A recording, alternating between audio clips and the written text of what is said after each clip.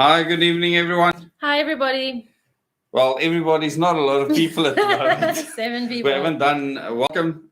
We haven't done a live stream in a fairly long time, except for the normal members' lives on Thursday evenings. So, welcome here. Hi, Jareta. Give us a like. This is open to the public, so please share the link to as many people as possible. We have not announced this. We want to see how dead this channel actually is and how many people can get into this live stream. So please share the link on your social media platforms so we can get more people into the live stream. Our theme for tonight is Liewe Ouers. And Lauren will just explain what that means in English, etc. so that other people can understand. Yes. Yeah, those are Afrikaans words. So please explain to everyone. Liewe Ouers is hi, full, hi. Okay, there's two from Jareta. Okay, so why I said Liewe Ouers? Because every time that my kids went to an Afrikaans school, hi Yaku. Everyone, my kids only went to an Afrikaans school, a pure Afrikaans school. There was no English, just Afrikaans. And they adapted so fast. Like within a month or two, they were speaking Afrikaans and doing their homework without problems. But me, as mommy, had to receive the newsletters. I had my brain hurt every day from trying to understand their homework assignments. And my brain hurt even more every time I got the weekly newsletter. And the weekly newsletter started with Liewe Ouers. Liewe Ouers. So it's like people seeing news today, it's like a headache when you get it. It's not just that. Like, you've heard it as a figure of speech. Yes, so for me, it's like the English goodness gracious. Like, what now? Yeah, what now? Liewe Ouers. Liewe Ouers. So I don't know how many of you understand Liewe Ouers, but that is the theme for tonight. And the country is in a Liewe Ouers state at the moment. I mean, that's what Cyril Ramaphosa should have called his family meetings. Liewe Ouers. I mean, we could have called this the State of the Nation again. I've had so many videos like that. He was busy typing State of the Nation. I said, you've said that a million times. So Lauren came up with Liewe Ouers. I mean, it's like the principal trying to say, frack, do I have to repeat this again? The parents just won't listen. And the parents are the flippant school. They are so demanding of our time and our everything. God, they just leave us alone. Liewe Ouers. So there's an Afrikaans song as well, Liewe Ouers. I have to go listen to that. We have to listen but the direct translation would be like lovely parents, right? No, it's like addressing. Dear so-and-so in a letter. Liewe Ouers. Dear parents, okay. Yeah. Hi, Olga and Vivian and Sharon and everybody. So yeah, that's the origin story of Liewe Ouers. Liewe Ouers. So we're in the Liewe Ouers state, and welcome to the 31 people that are watching right now. It's mostly members that are here. Goodness gracious, we need some people from the public. Come share the link so that other people can come in. We want to talk about a couple of things. This is not going to be long. It's going to be one of the short live streams. We're going to do many of these for the public in future. Robbie Vessel sings it, Robbie Vessel. Has Robbie Vessel ever sung the national anthem for like a rugby match or something? How is he going to do that? That would be so cool. In like a lion skin, acting like a baboon or something. Oh. Dr. Zane Hendricks, hi. Hi, Dr. Why Zane. are some things green and some things not green? Okay, so Dr. Zane is not a member. So welcome. We actually want the public here. We do want non-members in this live stream. There's so much that we need to discuss.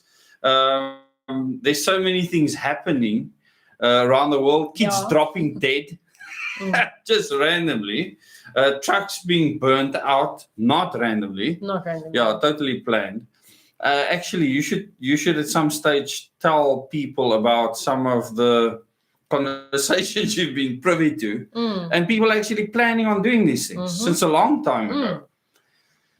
Yeah, in the political sphere, there's always elements trying to radicalize a cause, which is stupid because that leads to the destabilization of the country, which obviously certain vultures want. Yeah, of course, the vultures are always waiting for that vacuum. Earlier today, we put out 3 videos. Lauren really messed up the one thumbnail, so I fixed the thumbnail. There's also moaned that I wasn't center of the clock, but I felt like he was missing, so I was leaving a figurative space for him next to me. Please don't do that again. Sit in the middle of the clock. Do you all agree that Lauren should sit in the middle of the clock and not do this the whole time? The chair has been absconded from me. I'm in trouble. Yes, she's sitting on a fixed chair right now. So feet are going like this. Yeah. But that's Lauren. She's full of energy. We need the energy to change the system in this country desperately. This channel is about solutions. And the Liewe Ouers situation is a school principal or some teacher moaning and bitching at some chaotic situation at the school, and now they want to address it. So they send out letters to all the parents. Listen, it wasn't that deep, man. I just thought Liewe Ouers. Liewe Ouers. I'm giving depth to it now, okay? Okay, go for it. So see a school as like a mini nation. Yeah, it is. That needs to be sorted out complete somehow. with school governing body tenderizing and everything in between. The whole lot is there, yeah. I mean, the school we were at, the tenderizing happened.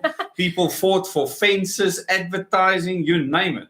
You know, the person at the school my kids were at, I won't name names, but they destroyed an entire brick garden bed that was actually kind of good looking to replace it with these awful cement pot plants that had no life in them. Obviously, it was a tender. It was a tender, yeah. Some friend of a friend of a friend got something out of the deal. But this is how it works. Welcome to the over 50 people now. I hope there's a lot more. There's so many members here. Where's the public? There's no one from the public. We've lost the public on this channel. What's going on? Members. But on that note, on the school tenderizing and the government tenderizing, it just, to me, it makes me think that if we hold each other and ourselves to a higher moral standard, then that should translate into the government eventually. Someone commented on my video that Bernard Shaw, what's his first name again? I can't remember. It's your video. Not mine. The Bernard Shaw dude, he said that I did 2 videos on the way to work. You get the government you deserve. So if we hold ourselves to a higher standard of honesty and integrity, we will get the government we deserve. Absolutely. So what did you guys just change? You and Dr. Zane.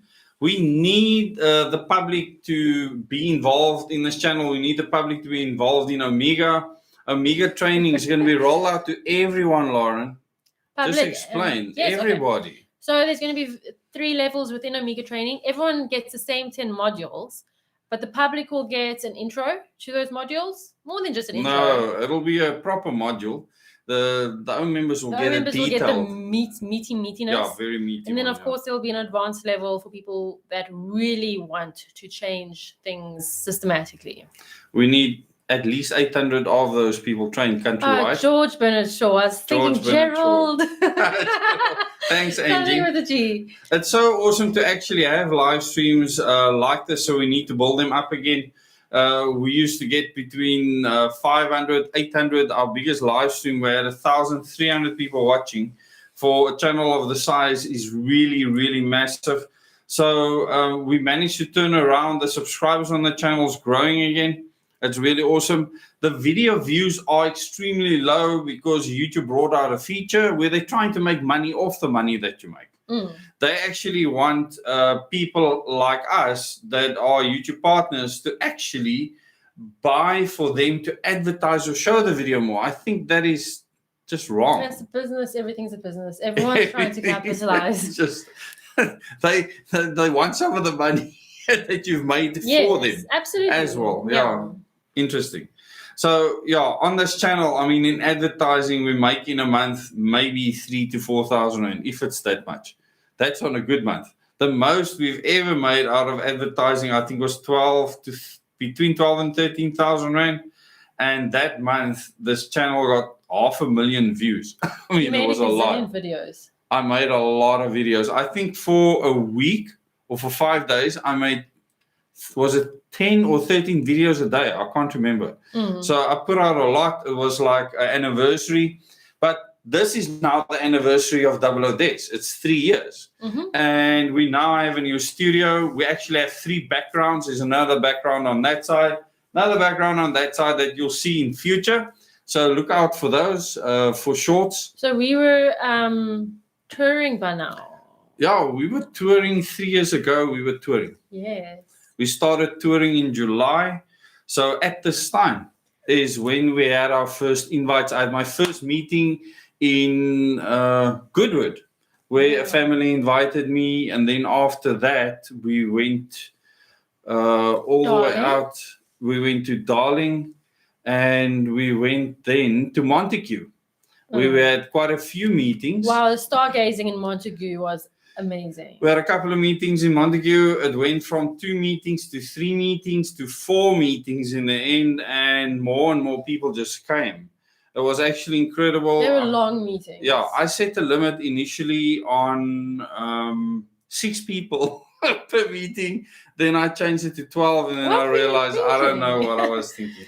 I really wanted to connect with people and spend time with them. The one meeting was 7 hours long. I was in disbelief. I was like, it can't go on any longer. And it went on longer and longer. There's just so much information that I have that I need to transfer. And, speaking to the members here doesn't really help because most of them have this information. Hi, Martina. But we need the public to join in because between Laura and myself, we're sitting with information that's unique to us. That's important for what is happening in the world.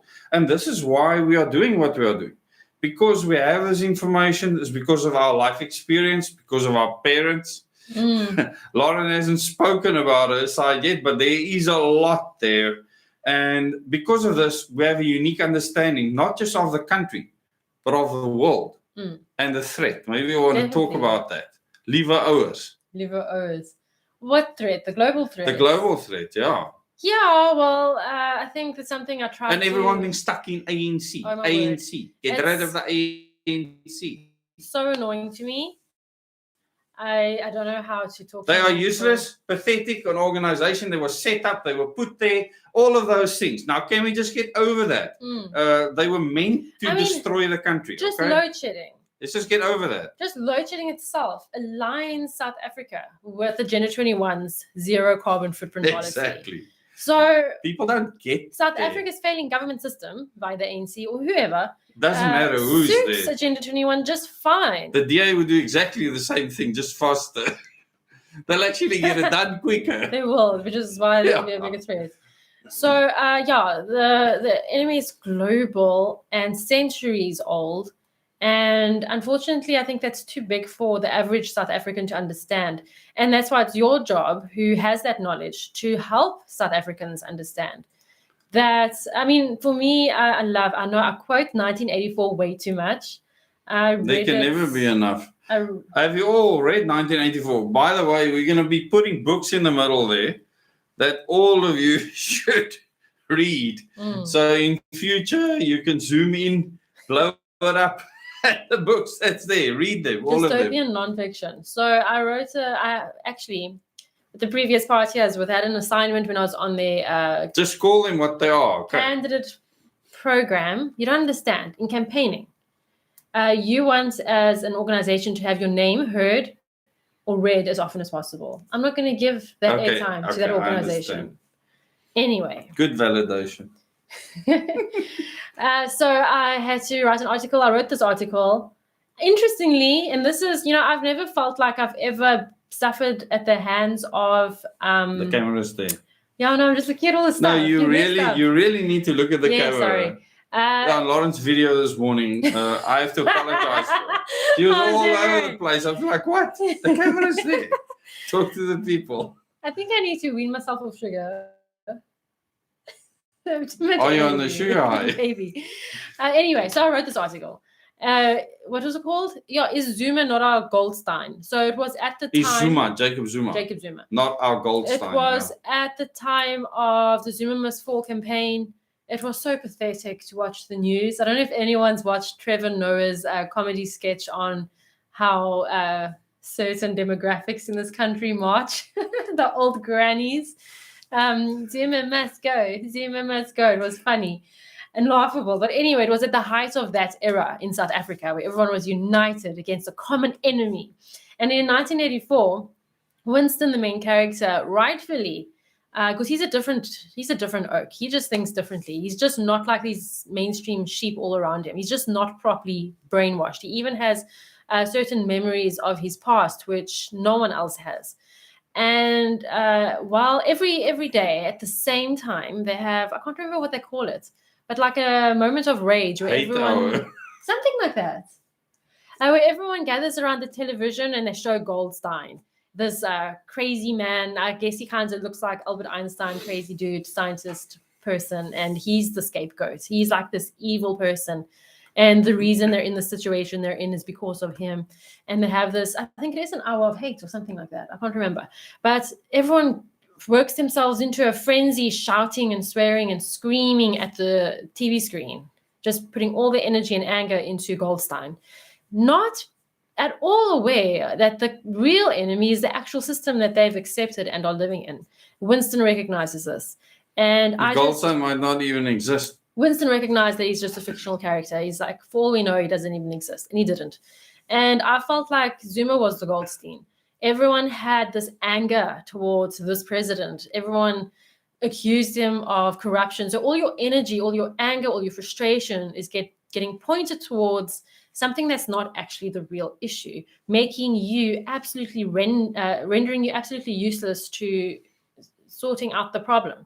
Because you're expelling your anger, you're expelling your frustration, and you're just being used and manipulated by the media, actually. Sad. But at the end of the day, I mean, the Guptas were used as Goldsteins. Zuma was used as Goldsteins. Funny enough, that's never happened with Cyril. It has not. Okay? And it could have, because the media actually orchestrated this, which means if you understand the media in South Africa and on the Dezz tour, I would speak about the 4 people that run the country for the Committee of 300 and the people that control the planet. They actually have names, and these organizations actually exist. And if you look at the council, it's a group of people that do come from certain bloodlines. All of them are from Ashkenaz bloodlines, which is interesting. They are not practicing Orthodox Jews, none of them. However, they control how politics work, how countries work, how the borders were made. They control the United Nations. They control literally every organization that is putting plans in place to create this dystopian nightmare. And they're doing it because they believe they are saving the planet. This committee of 300, every person there, most people there, believe that they are saving the planet from climate change, from all the poles melting. So did my dad. He actually believed that this motor that he had designed and many of his other inventions will help save the planet. He believed that the ice caps were going to melt, we're all going to drown. By the year 2000, he realized it was all rubbish. I mean, probably long before then, but then he was vindicated because they said by that year we were going to be like 10 meters underwater. So this thing started not just now, it started in the 70s. There's been many relapses of this climate nonsense, and the climate has been changing since forever. So things will change in the climate. Since the climate has existed, since the earth has existed, we've had changes. It's normal. So the concerns is saving the planet, not saving humanity. Well, blaming it on humanity is what's happened now. So we are being blamed for all of this. Therefore, we are a threat to the planet and the animals on the planet, according to the narrative. And because of that, we need to get rid of ourselves. Actually, humans need to be exterminated. I read 21 Lessons for the 21st Century by Yuval Noah Harari. And the one thing that stood out to me in the entire book was, he said, I suppose it was 2/3 the way in, he spoke how humans have a tendency towards evil. And I thought, bro, you've got it all wrong. Some humans have a tendency towards evil. I do believe that most humans just want to get along, just want to do good, be especially in a family setup. And that is why families is very important, because with families, you end up getting communities. You get people that protect each other. And you do get conflict. But I think people who want to actually do evil deeds, they're anomalies, usually with mental issues. I think generally they would be about 1 in 100. 1 in 100 is sufficient to rotten the entire group. That's why you need government, people. Though there are people that say, oh, but we don't need government. Like what Owen's doing, they'll say, we love what Owen's doing, but we don't need government. It's okay. We don't need government. I completely disagree. Well, no, I don't have to disagree. You'll get freaking knobbed over the head with a freaking wheel spanner or something. No, maybe those that say it will be doing the knobbing over the head. Maybe they want to string people up, etc. But then a bigger guy comes along and corners the crap out of you, because that's what's going to happen. At the end of the day, someone bigger and stronger will sort you out. And being served by servants that care about humanity, that understand humanity, that's being held accountable is what we need. And that doesn't exist anywhere in the world at the moment. I don't know of any place where that system exists, because we have fake democracies everywhere. That's the problem. But a lot of people actually are fighting democracy, fighting voting. You will see so many people talking against voting, telling you that the elections next year will be rigged. If we use the same system for voting as we've done in the past, it cannot be rigged. As long as it's public participation. As long as you have representatives there, it cannot be rigged.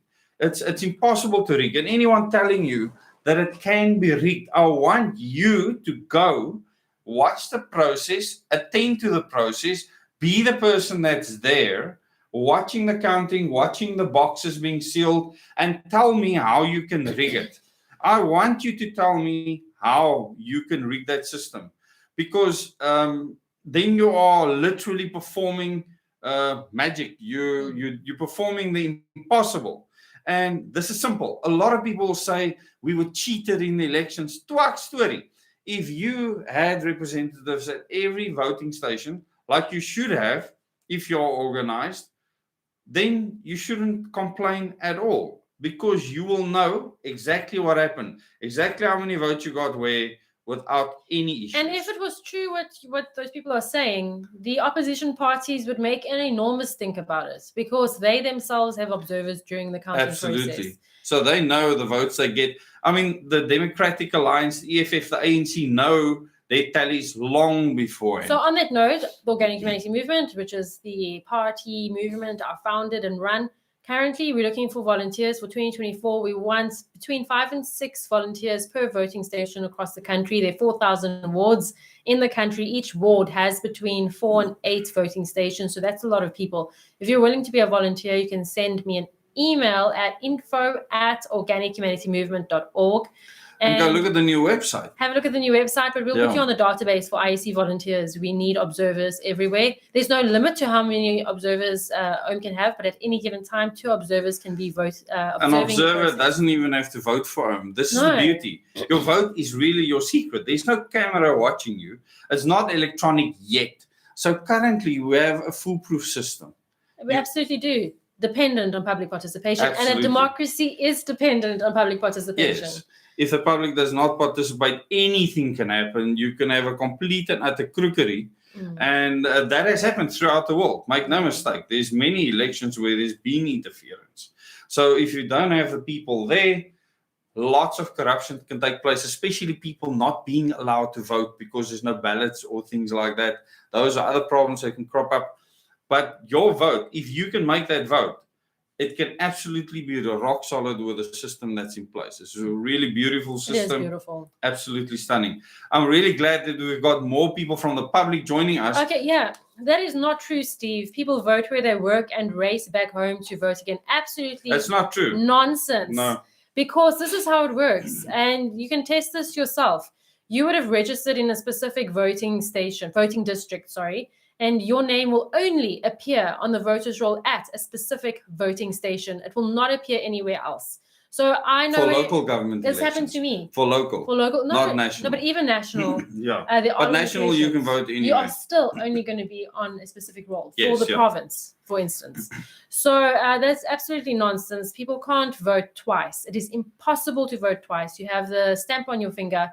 You used to have the stamp on your ID, but now they scan your ID. They see that you voted. It's absolutely even impossible. If you rub the thing off on your finger, almost the impossible. System has captured the fact that you've already voted based on your ID. Okay, so Steve, I'd like to challenge you next year to go and try vote twice and see what happens. Yeah. So just put this to rest. It's really annoying, and this is why the IEC is making buddy with organizations like TikTok because of this type and of Facebook stupid and whatnot. Misinformation. Please substantiate your claim. Please tell us what you've witnessed yourself personally. Get it out there. Stop making claims without backing it up. It's so annoying. Besides that, what we need to do, and I want you to explain this, is explain why we do need to vote, that is a way. Obviously, democracy is not perfect. I'm meaning a true democracy, a real democracy, because we don't have one at the moment. No one so does. A lot of people blame democracy at this stage. Not a single country has a real democracy. So why voting is important, why that is a better system. I think it was Winston Churchill that said it's the worst system except about democracy itself. About democracy, except for all the others. Yes. So on democracy as a whole, so what are all the options? That's what you have to look at. And democracy is supposed to give everybody a voice in council and in legislature of whatever level. So it's not one leader deciding your fate for you. It's supposed to be representative, truly representative. And the fact that you can hold your, not now, but the fact that you're supposed to be able to hold your candidates accountable, and the fact that every citizen has the freedom to run for public office is what makes a democracy the best system. And that's what we're working towards with OWM, is developing a governance system and electoral system that will allow anyone, not just allow, but make it easy for people to run for public office. So this is how it should work. And this is why OWM's plan is dependent on the state of mind of the citizens. So right now, I believe fully that the majority of South Africans desire tyranny. Whether it's a theocracy or some other kind of messed up dictatorship, most South Africans want tyranny. They want to be told what to do and how to do it because they have not got a mind of their own. Unfortunately, I think I overestimated people's intelligence long time ago. That was one of your biggest frustrations when you realized that you trusted people's intellect way too much. I did. So the quality of a democracy is dependent on a person, your willingness to stand for public office. That is it. That is the only measure of the quality of democracy, is your willingness to stand for public office. And that you really appreciate someone else that's willing to put it out there and actually do that, especially in a direct election system where you vote for the person directly. I mean, that's a huge risk to that person. At the moment, in this current system, in this country we live in, I wouldn't want to be a representative for nothing. I would never want that in my life. But I can't imagine anyone wanting to do that in the current system. And yet people have come forward that have got jobs, that have got work, that put themselves out there for this cause to explain to people what the organic humanity movement is about. And we need to explain where Omega fits in and where OWM fits into the Omega plan, the political leg. I think that's important. I don't think a lot of people really understand. Well, it's a parallel mission. On one hand, you have system change, which is the political side of things. And then on the other hand, you have the citizen side of things.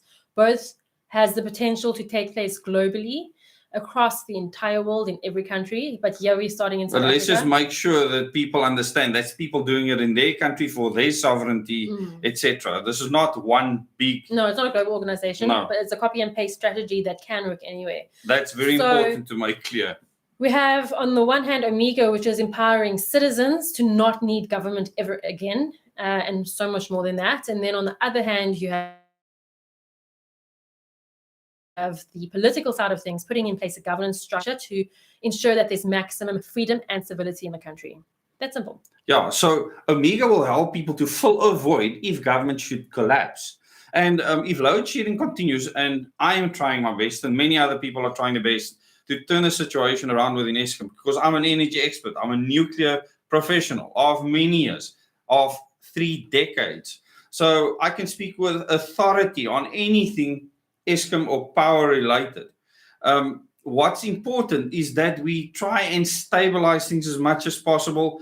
If that is not possible for some reason, because people are trying to thwart those plans, not build new capacity, etc., the government will collapse eventually because they won't be able to generate the tax they need to sustain themselves.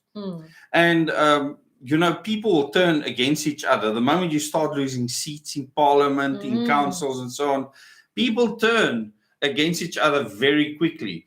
And during the Boer Wars, we saw very quickly how the Boers turned against each other. Many people have turned against each other in the Zulu nation, amongst the Xhosas in history. People have turned against each other. They do it very, very quickly. And then people in one country are blossoming each other. And other people just stand back and watch this lot and think, what on earth is going on? So within the ANC, people can turn against each other. Within the DA, they can turn against each other. Within the EFF, they can turn against each other. They do turn against each other. There's factions in all of those parties fighting for different things. And what makes OWN different is the fact that factions cannot exist. Yes, that was the one thing that concerned me the most when I had the idea to start OWN, is that how we're going to lobby. How can we stop all these internal issues? Okay, she's going to manage to break something. Can't sit still. So don't write that thing; it will break. Okay, challenge accepted, right? So I made sure that there's no internal election. So we do not run the organic humanity movement like a democracy internally. And this has confused some people, which just shows me how much people are brainwashed. So as an organization, we run like, I can't even say business, but I'm the boss and will always be. There's no elections. No one is employed. There's no vying for position within the organic humanity movement. We only have volunteers, and that's why our admin side is a little rusty. You might not always hear back from us very quickly, but it's always going to be like that. We're a movement of people. You shouldn't have to rely on OWN having a solid administrative function. We are a movement, and it's your equal responsibility, equal to me, to get the job done at the end of the day. So that's why there won't be any factions. There's no position to ask for. And this is why people say, why don't you approach this person? Why don't you approach that person, like well-known people? We will not give them what they're looking for. We're not going to give them a soapbox platform to speak from. We're not going to give them position and praise. We're not going to put them on a pedestal. We don't do that kind of thing. And so we won't be a natural choice for people who are currently politicians, who are leaving political parties that are well-known, because we're just not going to give them the salary. We're not going to give them the voice to pump themselves up with pomp and ceremony. It's just not going to happen. And so people who want power are not attracted to OWN and how we operate. Thanks for the comments, Steve. I read that. Yeah, so Steve, just to address it, they were taking chances. The moment they get to the voting station, okay, they have to produce their IDs again. If you have already voted and you try to vote again, you will be arrested there, because SAPS is actually present at each and every voting station, or they make visits on a round.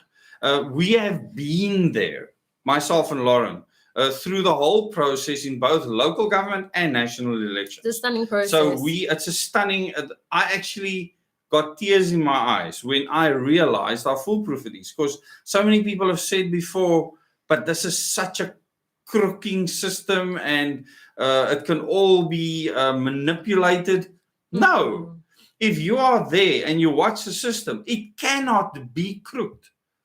If the representatives are there, it's impossible to crook the system. Observers, right. So, Steve, we present a workshop called Filtering Information. So, what you but he physically experienced something. There where someone said they were going to do something. So now, to make that information quality, credible, first-hand information, hypothetically, you should have followed them to the voting station. You should have witnessed it happening, and then you should have reported it.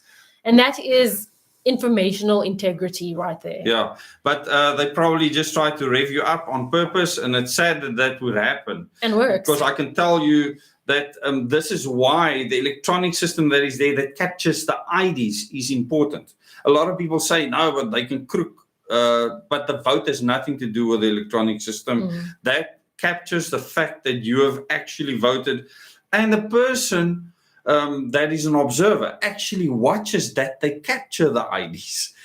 All those things. And the IEC work with you. Those people that are there are volunteers. All of them. They don't work permanently for IEC. These are South African citizens. I mean, that's the beauty of it. The political parties, so say there's 5 political parties at a voting station on the ballot box, a ballot paper, if you're talking about local. I'm talking about the IEC staff. They are hired for the elections only. And these are South African citizens, and you can have conversations with them about their life, their kids, etc. When you're not busy or working, or when they're taking a break. These are wonderful people, and all they want to see in the country. They don't speak politics at all during that time, because politics ceases to exist. In that moment, when you have a right to vote, you are the highest arbiter in the country. You are higher than the Concord. You are higher than the Chief Justice that appoints the president in his position. There is no higher authority in the country than your vote on the ballot. And people need to understand this. And I've spoken about this before. Because legally, under even the current constitution, that is the most important act. And that is under threat now. It is. So, on that note, the IC, we did an article video this week. But thanks to all those of you that joined. And Steve, thanks for raising that and giving us a chance to just explain to you how it works. We have over 80 people watching, and it's really awesome that so many of you have come on short notice. Over to you, Lauren. On that note, as I was saying... Am I in trouble? As I was saying, we did a video on the IEC working with TikTok and what are the other organizations called? Meta, Facebook, all the rest, to combat misinformation and disinformation during the election campaign. What I want to say is you be that campaign for misinformation. Yeah. Don't believe every second WhatsApp voice note you get from some idiot whose name you don't even know. Just stop it.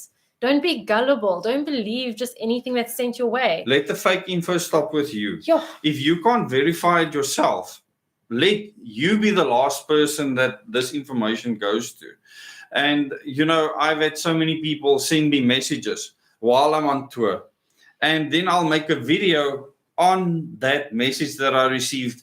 And people will be frantic. I remember the one day this guy said they're going to go and burn down Stellenbosch. Can you remember that? Oh, it was so okay. Good, yeah. So someone sends me this this video of a guy saying that they're going to attack Stellenbosch, burn down Stellenbosch, and they're going to get hold of the Stellenbosch mafia. So the first thing I said to this person is, I said, did you watch the video? Because I spent time in intelligence from 2002 to 2010 officially, I understand how to look at credible threats, because you have to decide if a threat is credible or not, okay?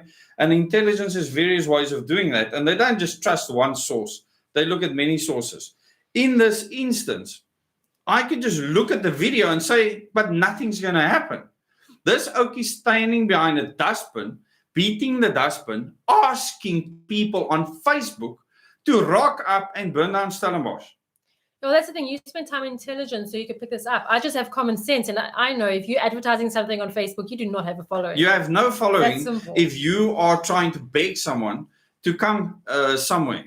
Instead of saying, I have my followers, we are meeting together at this time. He's trying to convince people to come and join them. Now, if you're trying to convince people to join you in something, you have nothing. And what happened on the day is a group of about 20 people got together that obviously knew where they were. No one else joined them and nothing happened. Exactly what I said. But this thing went viral in the country amongst the idiot groups on WhatsApp out there. That's why I got WhatsApp off my phone. I just couldn't handle the stupidity anymore. It was sent everywhere by every Tom, Dick, and Harry that can't look at something and use common sense to see there is nothing here. Because it's sensational, because it was during the COVID-19 period and everyone freaking wet their panties, the second something weird happened, or there's a brick mark in their freaking underpants, once they see someone say, die nag van die lang messe is op ons. And now that lot is also murring each other. I mean, I'm so sick and tired of this lot. When it comes to... That lot's quiet now. It's not quiet. They're dondering each other now. Okay? So... divide and conquer, right?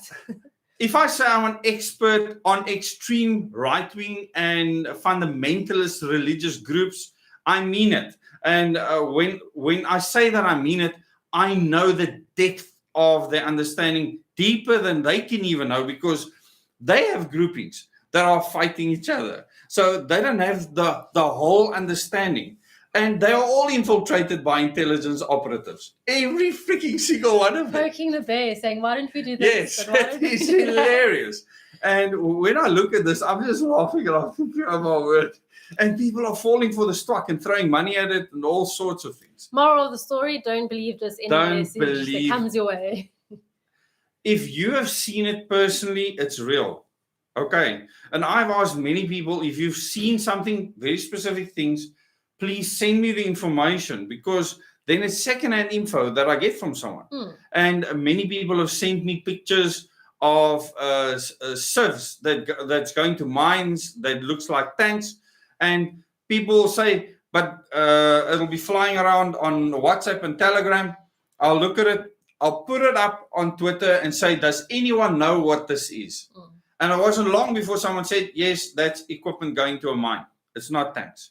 Because you can see there's no space for the turret at the top because it's got a tip. There's no flat area. And you have protrusions on the side. I mean, where you would have your bands running. So you know it's not tanks. But I don't know what it is. I want to tell people what it is. So I ask. Because I don't know everything. These things were wrapped in plastic. So please, there are ways of finding out information by just speaking to experts or opening it up to the public. I once found something somewhere that I still haven't discovered what it is. And I can't tell people where I found it, because that would be extremely dangerous. It's still a mystery that needs solving. But I put it on our Facebook page. It's still there, and I'm still trying to figure out what it is. And it can be extremely significant for the country's future. Not slightly, I mean extremely. And I put it out there to try and get info. People made all sorts of guesses. No one has been able to tell me what it is. And the more people can't tell me what it is, the more concerned I become. Definitely. Definitely concerning. It's very concerning. Thanks for opening up that can of worms again. I forgot about that. Yeah, maybe I should put the pictures out again and see if someone... Did you put it on Twitter as well? I never put it on Twitter. So I just know that as 2024 looms, as the elections loom upon us, there are going to be lots of elements that want to sabotage elections for many different reasons. So just watch out.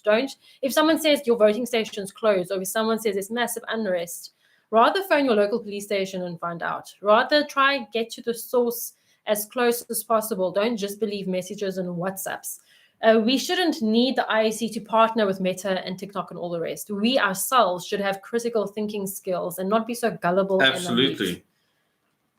But I'm really glad that you managed to join us. What did we say? 10, 15 minutes. Look at this. I don't think we're ever going to be able to do this. We are both the chief wafflers. No, you beat me in waffling. And we will still have a waffle-a-thon here where we will just talk until the early hours of the morning. Everyone can bring their popcorn and nonsense, and we're just going to talk about all sorts of things. I'm glad Susan shares our frustration with nonsense that flies around. Yeah, absolutely. Like that, Dr. Zane, absolutely. Thanks for that.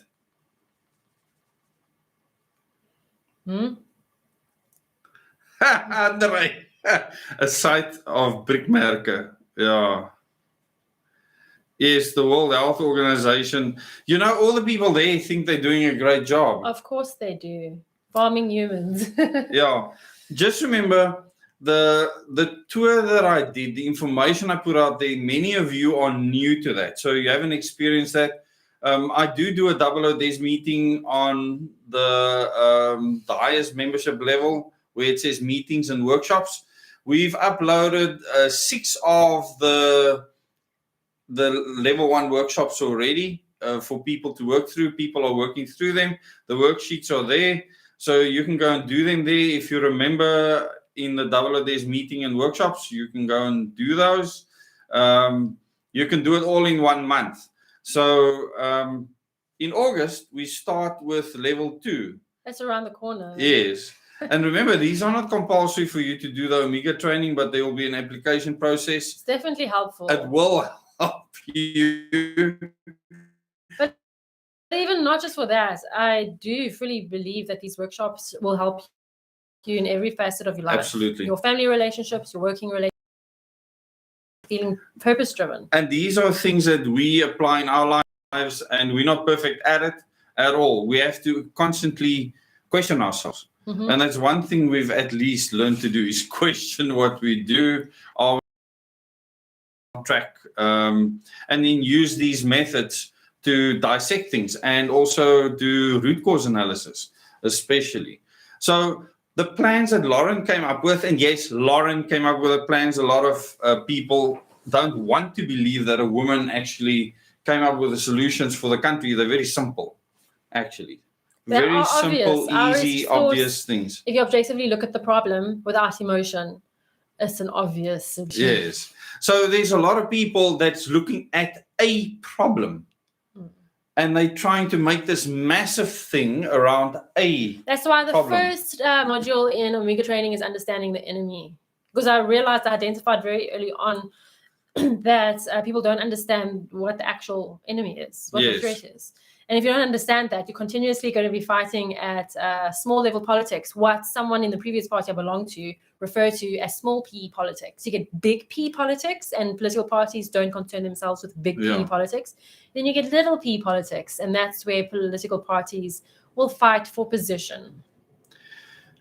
Well, I also see a lot of political comedy, as I call it, on many social media platforms. There's a lot of people that can earn quite a good living, and also by promoting very specific political ideologies, earn handsome millions, be offered handsome millions by people that get them to put out a specific narrative. These people are political comedians because they offer no solution and never will. All they will do is keep you busy and entertained, and that is okay if you enjoy that. However, we actually have to do work. Well, let's talk about that. What do we have to do? And I mean, the 5 things that we need for survival, I think, is a good starting point. Yeah, sorry, I zoned out completely. I saw you were on another planet. Will you care to divulge the 5 things we need for survival? To start, practical things that people need to do. So I got this from a long time ago, years ago, over a decade ago. I Googled, what do you need to survive? And it was astronauts that came up with this. I put you onto that because we got the training, Astronauts said that in the nuclear industry, you only need 5 things. I kind of adapted it. I like the fact that you're moving closer to me. Laura and I are married, just for those. People keep on not being sure. It's hilarious. We went to go buy the stuff for our background, and the guy who helps us pack the car was like, "Have a good weekend to you and your I'm not sure what to call you. Daughter, wife, sister." Well, they've already thought that our kids are your siblings. Embarrassingly. That's bad. Yeah, it's getting slightly awkward now. Well, Joshua's 14, and some people still think you're 20. Joshua's tall. A lot of you taller than Lauren. A lot of you met our kids on tour. They have grown so much in this time. It's unbelievable. Joshua is catching up to Dezz's height. Joshua's just short of my height. So when we see you again, and we will tour again, definitely you'll be seeing us in the different provinces. We'll announce when we will be there. You will get to see the kids. They want to tour again.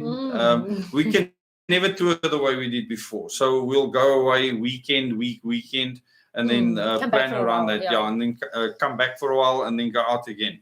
But you will definitely, we want to see you. We miss so many of the people out there that we spend time with. We met with over 10,000 people, had over 300 meetings. And to a lot of you, this might be new, but the content for those meetings you can find in the Question Everything series playlist on this channel, as well as the Moments in Time playlist on this channel, and we'll be adding to that. For the members on the channel, we'll be going through documentation again. A rack up here. We have baskets on that corner. Yes. So Dezz might be divulging what's in that basket on Thursday. I actually put what's in the basket on the rack. Hey. You won't be able to see it properly. Didn't even notice. Maybe I can bring it closer. Okay, I thought you were doing it on Thursday. I will do it on Thursday. I'll bring it closer on Thursday. then you can see what that is. But our history is unique. It's very real. That's why we have literally opened ourselves up to ridicule. Anyone can say we're talking utter nonsense or whatever. I've even had people question the fact that I'm a nuclear expert. You can go on LinkedIn and see that over 50 other people have vouched for me. Besides that, I'm currently trying to get Koeberg Unit 1 back online so that we can take Unit 2 down and replace the steam generators. I am a project manager with regards to all the upgrades that needs to be done to extend Koeberg's lifespan. And I can say that proudly. There is a lot of awesome people working at Koeberg and at many other power stations to actually get Eskom back on track. There, however, are powers trying to negate all our work. And the thing is, if they do not make certain decisions, we cannot overcome all of those efforts for them to destroy Eskom and the country. Because if they don't build more, what's so funny? Sorry. If they don't build more capacity, we're screwed. Yes, correct. Please tell me what's so funny. No, because in that moment you looked at me, I zoned out yet again. What are you? I was reading the comments and then I was thinking of stuff. There's so many comments, really. Thank you for the comments. We had just over 100 people now, and then I lost them. Like 20 people in a short while. You lost me.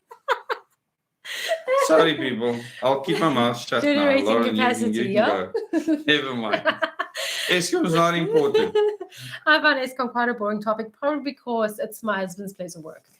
But it just made me think. It's one place of work. I can't compare. Do you know how much work this was? Do you think someone other than me did this? It was my idea.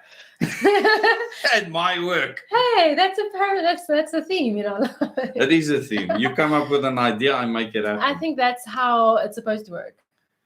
Yeah. I watch a specific YouTube channel and it's exactly the same thing, but it's house makeovers. I don't know who watches Mr. Kate. I love Mr. Kate. So she comes up with all these ideas and her poor husband Joey has to fit it into place. And yes. Sometimes he just looks I can see his face and I'm like, what? You relate. Yeah, definitely. Yeah. So when I worked for local governments, I saw how there's often people that are very motivated to get work done, but politics interferes with the achievement of getting work done. And I think that's what you're experiencing all the time. Yeah. Just to summarize what you were saying earlier before I zoned out. Okay, well done on summarizing that. Yeah. So, all I want to say, Chris, is that many of us were headhunted long before this became a political ballgame. So Eskom decided some time ago already to headhunt the best people out there, bring them back in. And so that had nothing to do with politics. It was common sense. Mm-hmm. So Eskom just used common sense and did it. But will the government allow Eskom to build gas pipelines to Ankerlig and Gourikwa? And Ankerlig and Gourikwa, they work. They run every single day. You just might not see it because it's there's normal exhaust gases that doesn't look like black soot or anything like that. If you run them on gas, if you convert them to gas instead of diesel, what they burn will be even cleaner. But you won't necessarily see it when they are running. So they are generating. I know someone asked me, when is the gas power station in Mossel Bay actually going to run? It's running every day. When my wife says we, that means me. Yes, yeah, absolutely. I understand. Yes, I understand. And that's how it should be. I mean, I shouldn't say the normal word I use. Ek het my milie afgewerk op daai muur hier agter. It was a lot of work. Huh? It was a lot more than that. Okay. Well, I was after some of that.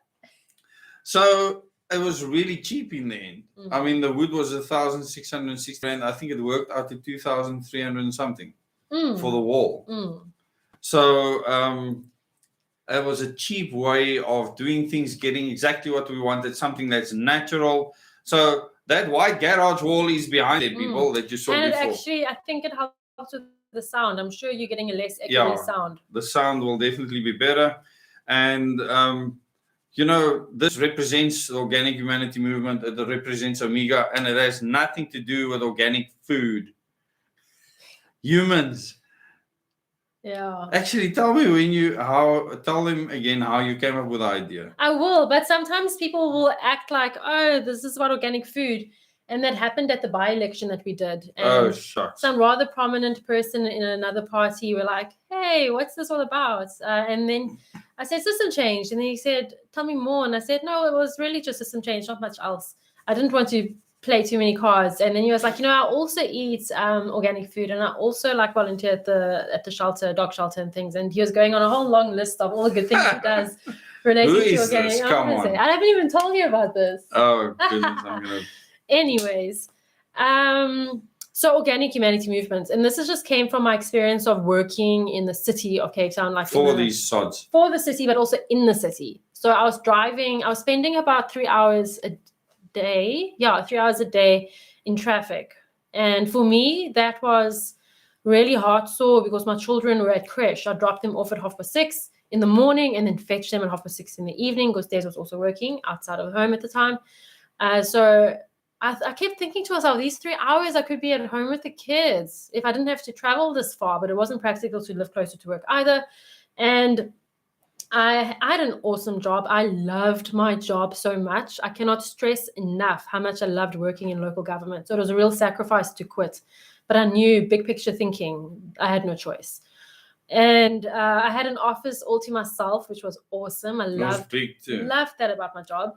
I loved being in the city. Concrete jungle. Even to this day, I love the concrete jungle that is the CBD of Cape Town.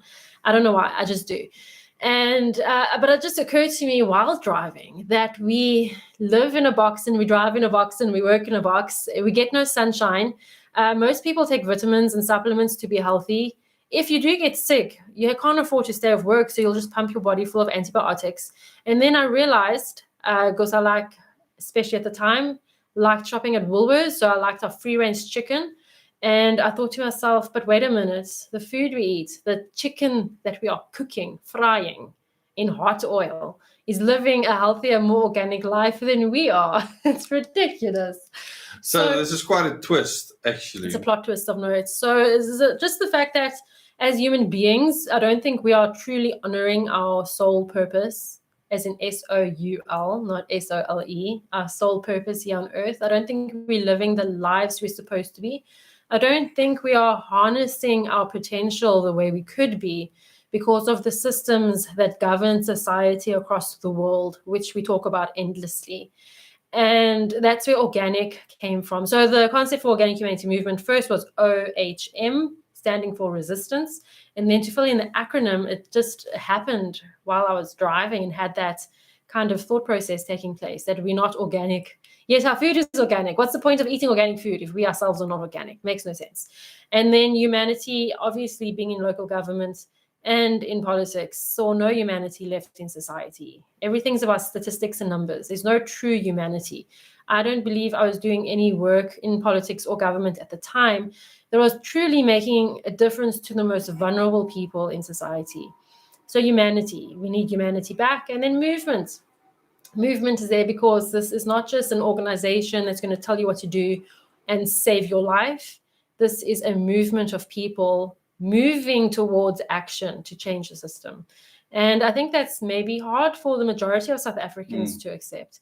I mean, most people on this channel are doing that in their own way, but the majority of people need to still jump on that bandwagon and understand that the power is in our hands if we act, as in do something. And a lot of people ask, will we be able to vote for Oom next year? Yes, absolutely. Yes. So there was a fundraising campaign, and within 3 months, the public raised the funds for Oom to campaign, the 250,000 rand. So it might go up. It's there. I mean, we don't know if it can go up at any time. We still have to wait for the forms to get the signatures, but the funds are there. You'll be able to vote for Oom on the national ballot. I can't wait. The nice thing about the 6,000 signatures is it's probably going to make the ballot paper a little bit shorter. Yes. Well, the other nice thing is it'll get people to talk to other people. That's so. I mean, Oom had almost 7,000 vote people vote for without a national footprint at all in the local government election. So it should be easy to get the 6,000 signatures if all the members jump in. So it's super easy. 1,000 members, which is about half of what we have, get 6 signatures each. We are there. Yeah. And so if you just send the papers to everyone and each person goes and fills out a page, you're done. It's too easy. So I can't wait for that. It's going to be a nice campaigning talking point for members.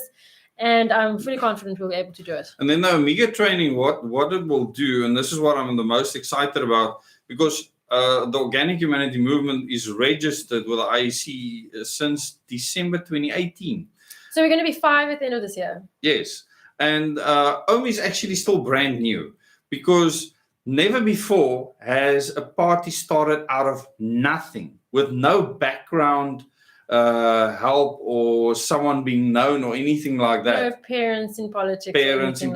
And all that type of thing. Like and no from breakaway scratch. group, unknown person. Unknown. But there are lots of parties there are 600 parties almost. So, of course. But that'll be contesting nationally, and that could get a seat. I mean, everyone else that I know of has been involved in politics or in a different party, has been in the mainstream.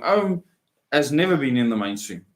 You'll try. Well, now, yes. Yeah. But before, I think under the radar was more the tactic, getting people on the ground, real on the ground. So as members, which is really awesome, you can go to the website and you can sign up as a member. And I'm just an member. I'm not, I don't have any portfolio or anything like that. None whatsoever. Yeah. And I fully support the plan. If I think the plan is stupid in any way, I will leave like this. That'll make these videos a bit awkward. You can go make your own videos. Just imagine. The thing is, the plan is foolproof, because making people self-reliant and independent and not needing government, it doesn't mean you do away with government. A lot of people confuse. But I also just want to specify, I think you mentioned that it's important that you mentioned you are just a member. And for me, that's for my own sanity. So I could have easily roped this in and said, help me. Let's do this together. But I need a husband. Yeah, not she's a colleague. Always said, I need a sanity. I need someone to talk to in a personal way, not to be on duty talking about work all the time. Yeah. And even though we talk about politics all the time, as husband and wife, not as colleagues. And we've worked together before. And I think it's just better that we keep that apart. But in Omega, we work together. Omega is not a political at all. In fact, Omega is strategic. It's better than any military intelligence civil organization that's ever existed on the planet. By the time we've rolled out, I don't know. But definitely without success. I haven't got anything.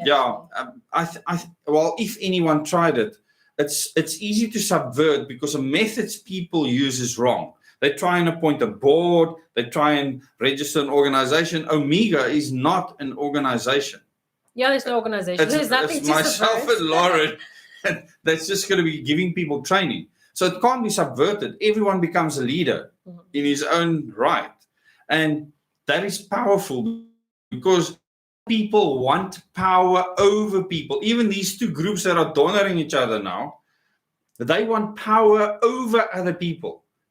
I am your leader. You must follow me. Leave them, follow me. There's something inherently wrong with that. I mean, if you can't see the stupidity in that whole setup, there's something wrong with your mental capacity. Because if that person falls, what do you have? You have nothing.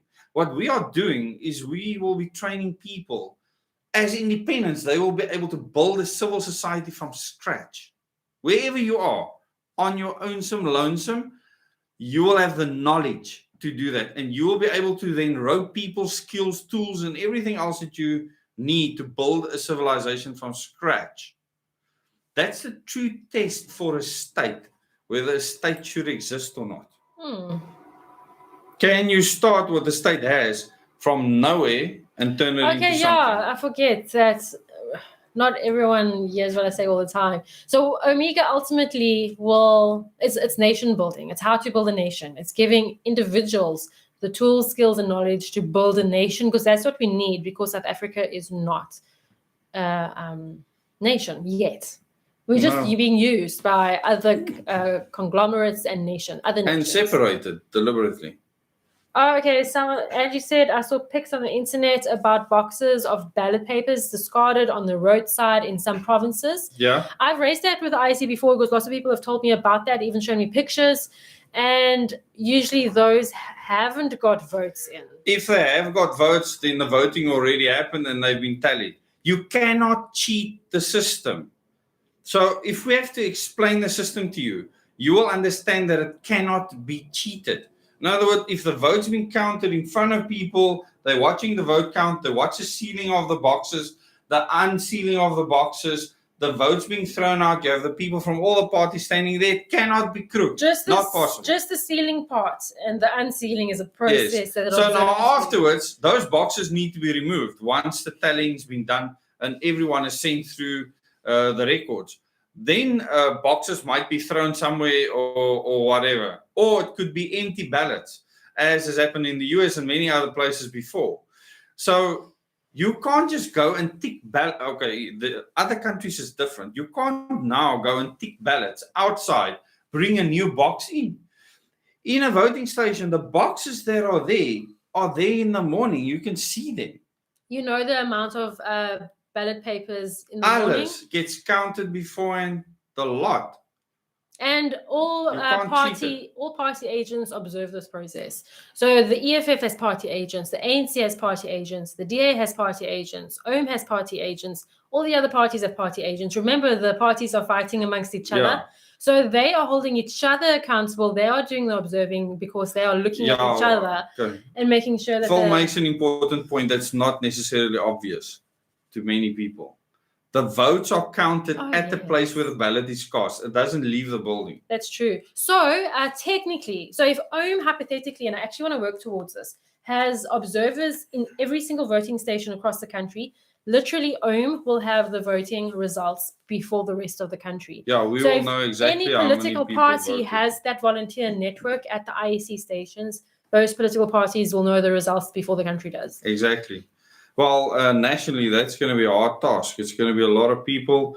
But Steve is saying, are we staying on ballot papers and not going to digital? At the moment, absolutely yes. For 2024, yes. To 2024. There's definitely talk about going digital, and that's a huge problem.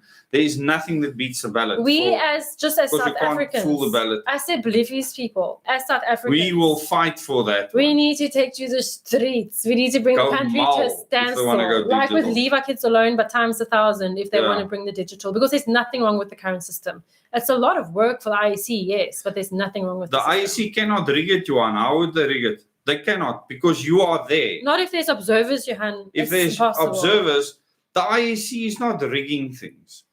If anyone would want to rig things, if you, for instance, have the ANC and the IFP saying KwaZulu-Natal in a rural area, and there's no other parties present, but there is other parties represented on the ballot, then the IFP and the ANC can literally collude together, okay, if the IEC officials can be bought, because there's no other party representatives there, to collude to throw all the other votes away. That can absolutely happen. Okay. But if your representatives are there, it's not possible. Can't happen. Those that are the biggest critics of the IEC, I challenge you to volunteer for the IEC. You can do so through OM. Yeah. OM will let you be a party agent, so you can see the process firsthand. You don't even have to be an OM member to. No, anyone not at all. Can volunteer. So especially those that are criticizing the ANC, I would challenge you to be a volunteer in the 2024 election, so you can witness the process for yourself, and then speak to us afterwards. That's absolutely true. In fact, the fourth largest vote, I think, was the no vote or rejected ballots. Insidious anti-Mason was talking there about our system is great but not perfect. But the thing is, that is not about a perfect system. a lot of people spoil their ballots on purpose. In other words, they make the effort to go and vote. Okay, yeah, we have another question. Okay. Yeah, but I just want to make that point. They actually go and vote to spoil the ballot, to bring a point across. So the spoiled ballot can actually tell a story. And in the last national elections, it did, because it was contesting for the top 5 spot.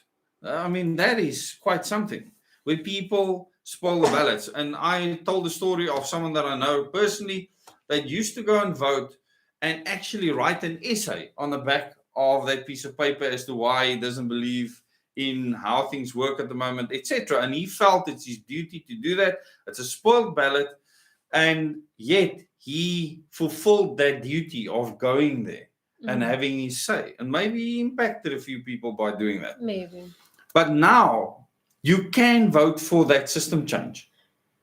And actually, the reason why I wanted to do this live stream earlier when I spoke to Lauren is I wanted to say that it's so important for you to understand that elections are important. They are extremely important. And believing that we shouldn't have elections or that we shouldn't vote, and people putting that out there, that is dangerous. I'm sure it's illegal. To discourage people from voting? I don't know if it's illegal or not. I believe in freedom. So if someone wants to discourage someone from voting, they can do whatever they want. I'm not sure what our laws say regarding that. But at the moment, there are people actively discouraging people to vote. But listen here, IEC's job is to ensure free and fair elections. Yes. So anyone discouraging people from voting is a direct threat to our democracy. Therefore, it should be a criminal offense. No, absolutely not. Okay, we can debate this later. Yeah. No, the reason why I disagree with you completely is because a person has a right not to vote in a system if there's nothing that represents them. No, they don't have to, but you actively dissuade people from voting. Okay. To go onto a campaign and tell people you should not vote because of X, Y, Z. Well, maybe you have a different plan. Well, then maybe under our constitution, you can ask Parliament to resign and put a new system in place, and that doesn't have to happen at the ballot. So there are other methods. It depends on what the person is doing and how they're doing it. In our current system, I think technically it's a criminal offense because you can start. I don't know what our system says currently. Well, let's research that. Okay. Someone else had another comment on voting, but now it's gone all the way up. Oh, yeah, just someone missed what Phil highlighted. What happens when the box doesn't end up where it's supposed to?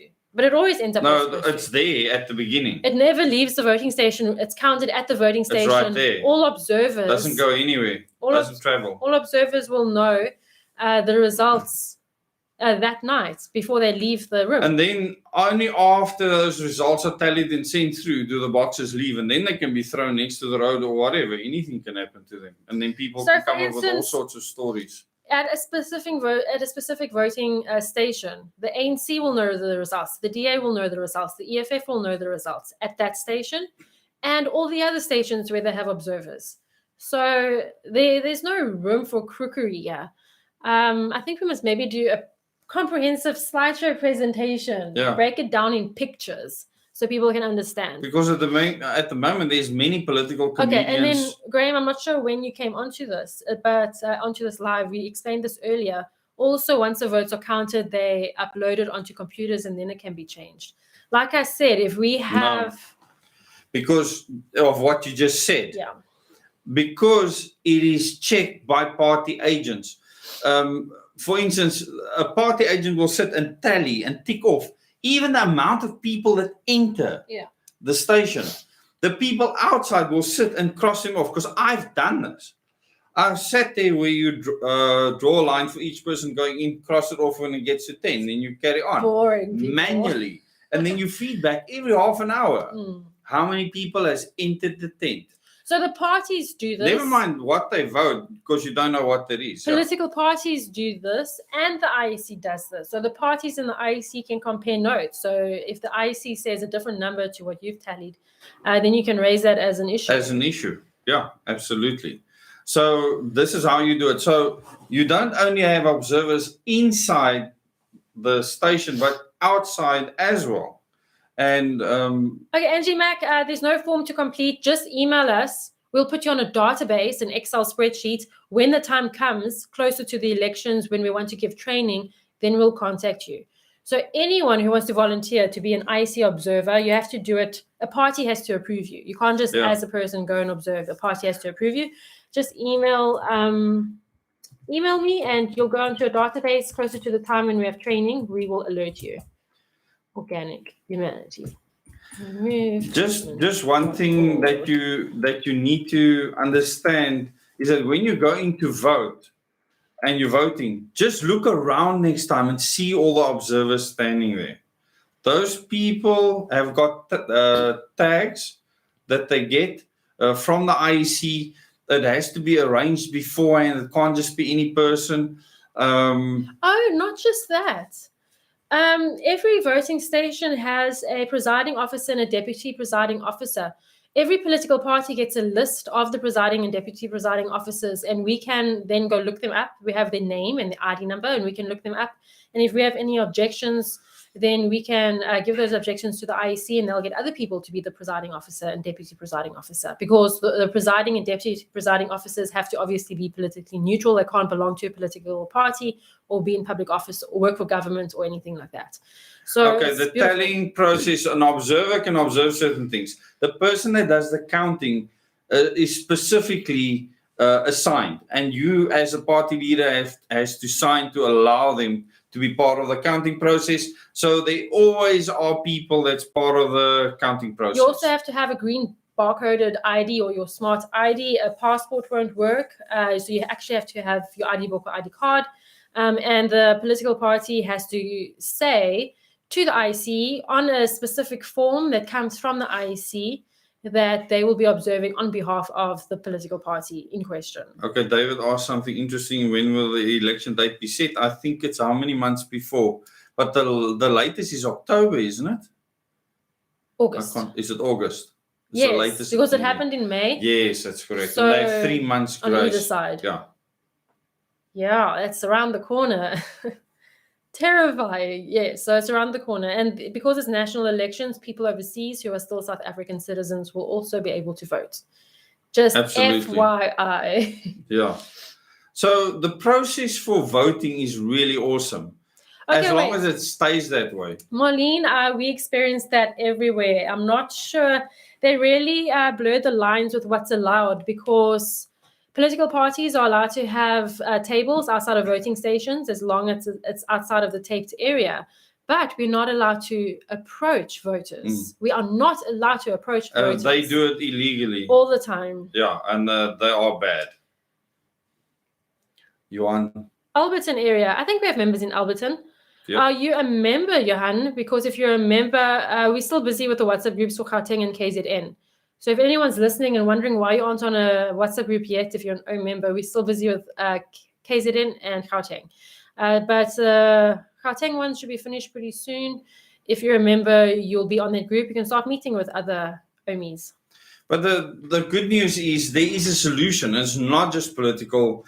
Omega needed a political solution to the political side of what we need to do. And if you don't look after that side, like Lauren says, when that vacuum is created, a bunch of crazy lunatics are salivating to just run in there and create more chaos.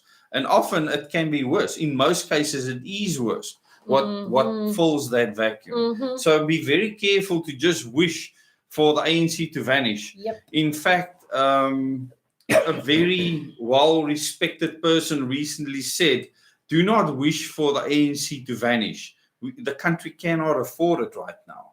They need to literally, as a movement, have introspection, realize that they are a problem, because there is a lot of arrogance there, and relent, because if they don't, they will just go back to fighting again. Very quickly, they can go back to fighting, and that's a very different situation. Thinking about them not being willing to give up political power. And when they actually lose that power, going back to being a terrorist organization, which would be hugely problematic. It's speculation, in my opinion. when you bring people out of a freedom movement, there's not a single what is called a freedom fighting movement that have taken over as a government that have been successful. Not one.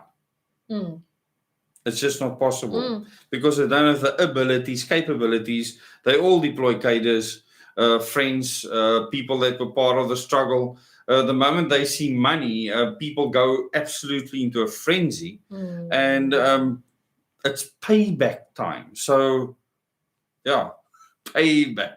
Pay me the money. It's difficult, and to get rid of that mindset will never be easy.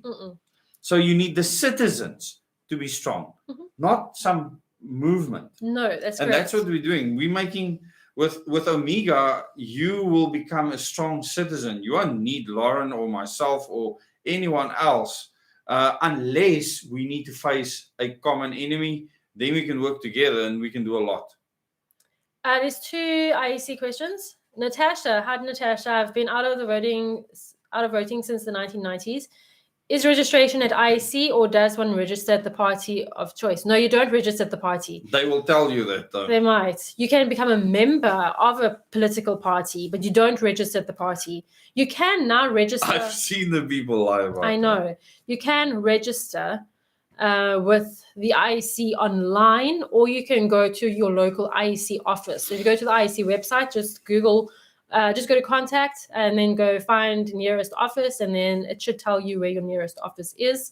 So that's the laborious way of doing it. You can now also do it online, and you can check your voter status. So if you voted before, even if it was a long time ago, you should still be registered. You might just have to change your address. That's all. But yeah, just go to elections. If you go to your OWM's website, on the homepage, there's a link to register to vote. So you can just go over there. And then on that page... You won't be registering as an OWM member. It'll take you to the IEC. To register to vote specifically. Register. So I actually realized after I did some IEC training that before OWM even campaigns on what we're doing, we need to roll out a massive voter education campaign. Because so many people don't even know if they're registered, don't even know what registration is. I'm not saying that's the case with you, Natasha, but I've come across people who thought registering with a party is the same as registering to vote, and it's not the same. And then they rock up to vote and they're not registered in that ward, especially with local government elections, where you have to be registered in the ward where you live. Otherwise, you can't vote. Yeah. The national elections is different. Yes, and we'll explain all of that. Yeah. Definitely. So, Insidious Anti-Mason says one party rep per station has to oversee all. It's usually a 25-hour day. Not true. Organic humanity movements can be at one voting station and have 50 party agents registered, but only 2 can be at the voting station at any given time. So I can arrange people to do hour-long shifts or 2-hour-long shifts or 5-hour-long shifts. Absolutely. All of that will depend on the amount of volunteers we have. And I would say observing the counting process and doing the observing closer to outside of office hours would probably be the most important. Yeah, the counting process at the end of the day is going to be the most important thing. We are under psychological and biochemical warfare. That is interesting. They made it legal to put radioactive toxic chemicals in food, water, bath, soaps, creams, deodorant, baby injections, and more. Oh, goodness. This is definitely something that is problematic. Things that are allowed to be put inside food products. But when it comes to radioactivity, I'm an expert, okay? And I can tell you that most food products have extremely low radiation levels that are not toxic to humans at all. If you, for instance, there's many things that you can buy off the rack that you can put a Geiger counter to, and you're going to get alpha and betas coming off of those products. If you look at the camping lanterns, for instance, and many other products, but normal food stuff, I don't know of anything that is radioactive to a level that is problematic. If you know of anything, please feel free to mail me and tell me about it. I would love to get more information. But toxic chemicals, absolutely. And Johan asks, importantly, will OM help stop this? We certainly have values and principles that maybe go through won't accept anything like this, but it's not OM that's going to stop it. It's the people that's going to stop it. Yes. So that's very important to make that clear, that the OM is the members and people that support OM that will create the change. So you cannot sit back anymore and look at this organization that's going to do something for you. And therefore you will vote for it. That's not how it works. You're going to stop this. You're going to stop it. The other members. You're going to be a part of the solution, and part of that is self-reliance. And earlier we were going to talk about the 5 things that people need for survival. And then Marlene graciously put the answer there for us. Okay. But I often think it's amazing how much chemicals women, me included, rub into our bodies. I keep on telling her to stop it. Morning, noon, and night almost. Believing that your skin will look younger. Just stop it. Just stop it. Yeah. But here we are. Like Nike says, just do it. I say the opposite, just stop it. Yeah. So, Insidious Anti-Mason says they were told by the IEC that only one person from each party was allowed within the building. It's been that way for the 4 elections I took part in. I find that very strange. You live in a very small municipality. Were all those elections during COVID, including by-elections, because the regulation is 2. So it's interesting. I would love to know more. Yeah, please send a mail with the details. At the end of the day, what's important is that you educate yourself. Yes. So firstly, the most important thing is the Electoral Act and the Municipal Act is on the elections elections.org.za website. The IEC's website, let me put it in, is elections.org.za. I was also one of those people that didn't know the difference between local government and national elections, okay? I was just as guilty. Go and peruse, read everything you can. All citizens should. They should be taught in school. We got training directly from the IEC, sorry. From the IEC, a Freudian slip. And the IEC specifically said 2 representatives or 2 observers, party agents per party, 2 specified. So as someone that lives in a metropolitan municipality, it should be the same for you, definitely. Well, we can just verify and check. So that's why I put the website there, elections.org.za. That's the IEC's website. Go and read directly from the website. Read the acts. Largest ward in Pretoria. No, that should be 2 people. Yeah, read the Electoral Act, read the Municipal Elections Acts, read everything you can. All I can say is that if someone says something like that, I have challenged the IEC representative before on something, and they then had to verify it with their superior, and obviously they misunderstood something or their training was incorrect, and that was with regards to where I could be present inside the voting station and what I could or couldn't observe. So people can make mistakes and you can challenge it. So if you know what the regulations state, you should be well informed. So you can ask for a specific form. I forget the name now, but there's a specific form you can ask for. You just fill in that form and you hand it into the presiding officer. And that's just really how you declare some kind of irregularity. Yeah, including against them. I mean, they'll never get a job again if they, because they get paid for, obviously, for that day or for the preparation beforehand.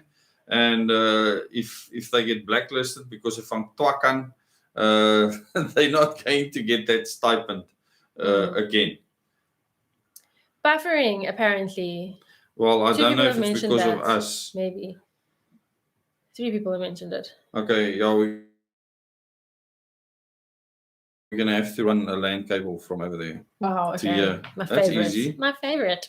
Oh, having a router close by. Lauren actually tested the router with a plant growing next to it, and the plant absolutely flourished. Interesting. Now, I've been involved in counting where there were 2 allowed per station, so that's interesting. Yeah, during counting, you can't. The doors are locked. Absolutely. They are locked, it's good, but... I've been in there for counting, so... We can have 2. I was definitely... Yeah, there was 2, definitely 2. Definitely too, because I remember at the one, the Cape Party had 2 people because they stood right next to me. The ANC had 2 people. EFF only had 1 person, but definitely 2. So and that was in a by-election. Interesting to know exactly what went down there, unless your party, whoever you're involved in, only gave permission for 1 person. Yeah, that's possible, that the party only gave permission for 1, and the IEC official said there's only 1 person. That's a possibility. I'm curious though. I had a burning question since early when we started this. I want a question for the people. Okay. I would love to know what content you watch on YouTube besides Dezz and Lauren. What other kind of videos do you watch? What do you enjoy watching? I want to know. Are there any new YouTube channels we should be aware of that are fun and interesting, exciting, informative, anything like that? Let me know in the comments. You can't post links. Just let us know in the comments what kind of content you watch outside of, I suppose, current affairs. I watch fishing. You do watch fishing? I love watching fishing. And athletics. There's this one guy, athletics. Dezz watches fishing and athletics. I'm so frustrated because the USA track championships, the athletics, was not shown on television at all. Are they busy dumbing down on sports? That would be tragic, but it would make sense. Kill the human spirit, right?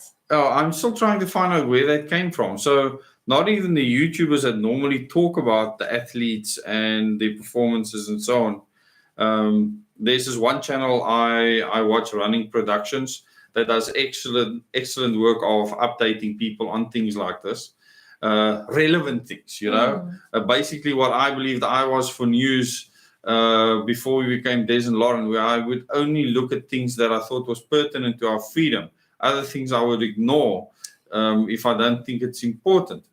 And he couldn't get any footage. Nothing was allowed. Was shut down completely. Doesn't make sense. Uncle Roger has another fan. Uncle Roger. Who watches Guga? Guga. We love Guga. I discovered Guga recently, and I absolutely just love watching Guga. Guga's voice. And we started making Guga steaks. We have. It's transformed. Sorry to all the vegetarians out there. It's transformed our eating. So our sons have become absolute masters, especially the youngest one, at cooking steaks, Guga style. Yeah, it's really awesome. But he makes it sound like there's just like world peace. He's just so calm and happy. He sounds so happy.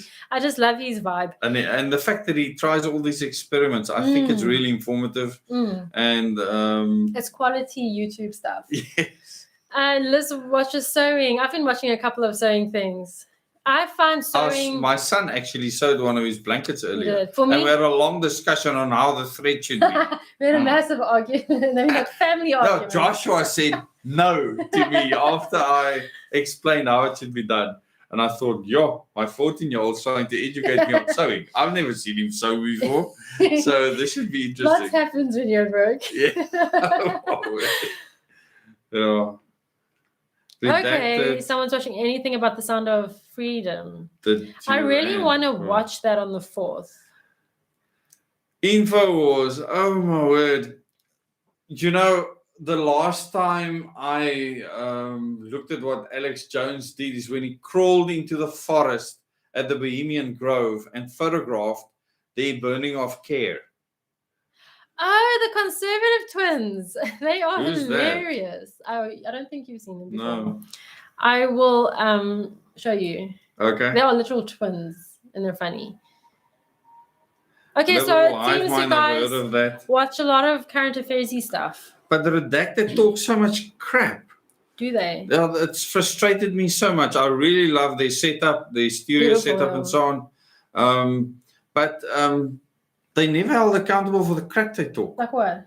Like if you look at the headline, firstly, they don't do lives, just in case you didn't know. It's pre-recorded and then they play it as a live. They actually have producers doing it, which I think is kind of cheating.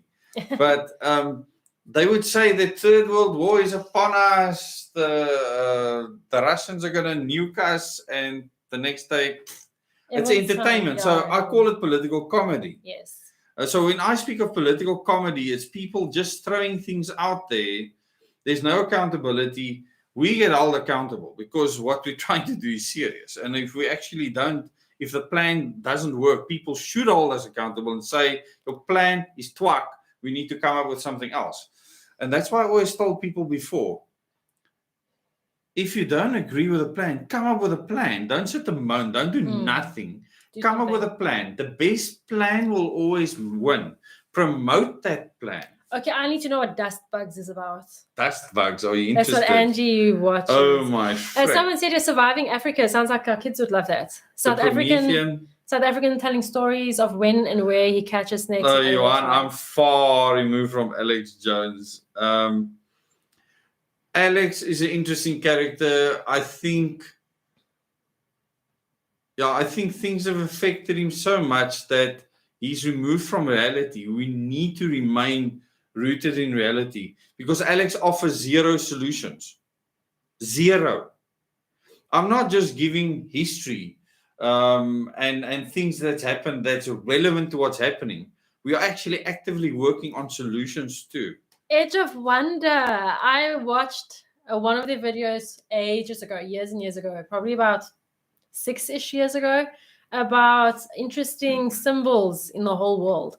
They are interesting. They are very interesting. Is it? They definitely border heavily into conspiracy theory, but it's still interesting. It's two nerds going on a journey, trying to figure out what's what in the world. It's very cute. I actually get updated on Alex Jones with someone that's a manager, a group manager at Coburg. He watches Alex Jones religiously, so he updates me. Since I've started the channel, I haven't really had time to follow other people like that much at all. I should actually stay more up to date. If I look at, there's many YouTube channels that's just entertainment. Yeah, those are my favorite ones. for just watching. What's your opinion on David Icke? David Icke? Yes. He's a nutter. And he says it himself. Well, he was on such a high from a drug that he admitted taking. Thank you for that. What? Sorry, what drug did he admit taking? On a mountain in South America. Oh, that's when he had everything revealed to him. The reptilians and alles. How many of you have taken drugs? I'd love to know. Lauren, this is a live stream. Come on. People have anonymous names. So I've never taken drugs in my life. I've never smoked in my life. I've never had alcohol, but you do need to tell them what happened to me once. What I'm trying to say, though, is that I do believe that too many people have taken too many drugs and it's messed with their brains. Yeah. And their reasoning abilities. It's actually very sad, and I think it's irreversible. So I'll tell you why David Icke is a huge problem, okay? My dad actually had a David Icke book. And I remember him saying to me once, and I didn't know he had this book. I obviously got it as part of his estate, all the stuff that ended up with me. He said to me once, there's this crazy guy that believes the queen is a reptilian and all sorts of things. And, my dad has met many of the people that serve on the Committee of 300 in 1984. Interesting, yeah? And he says these people are some of the best, most intelligent, most decent, well-carrying people he's ever met in his life. He said it was really awesome being amongst them. And yet, he ended up fighting them for the rest of his life because what they are trying to do would literally end humanity. And he believed that. And he would do anything to fight them. And yet, people like David Icke speaks of the cabal, the deep state, all these untouchable things. That means nothing. Nothing. If he would say this person or this organization that actually exists specifically and go into detail, that would give it a lot more credibility. And he has spoken to stadiums filled with people.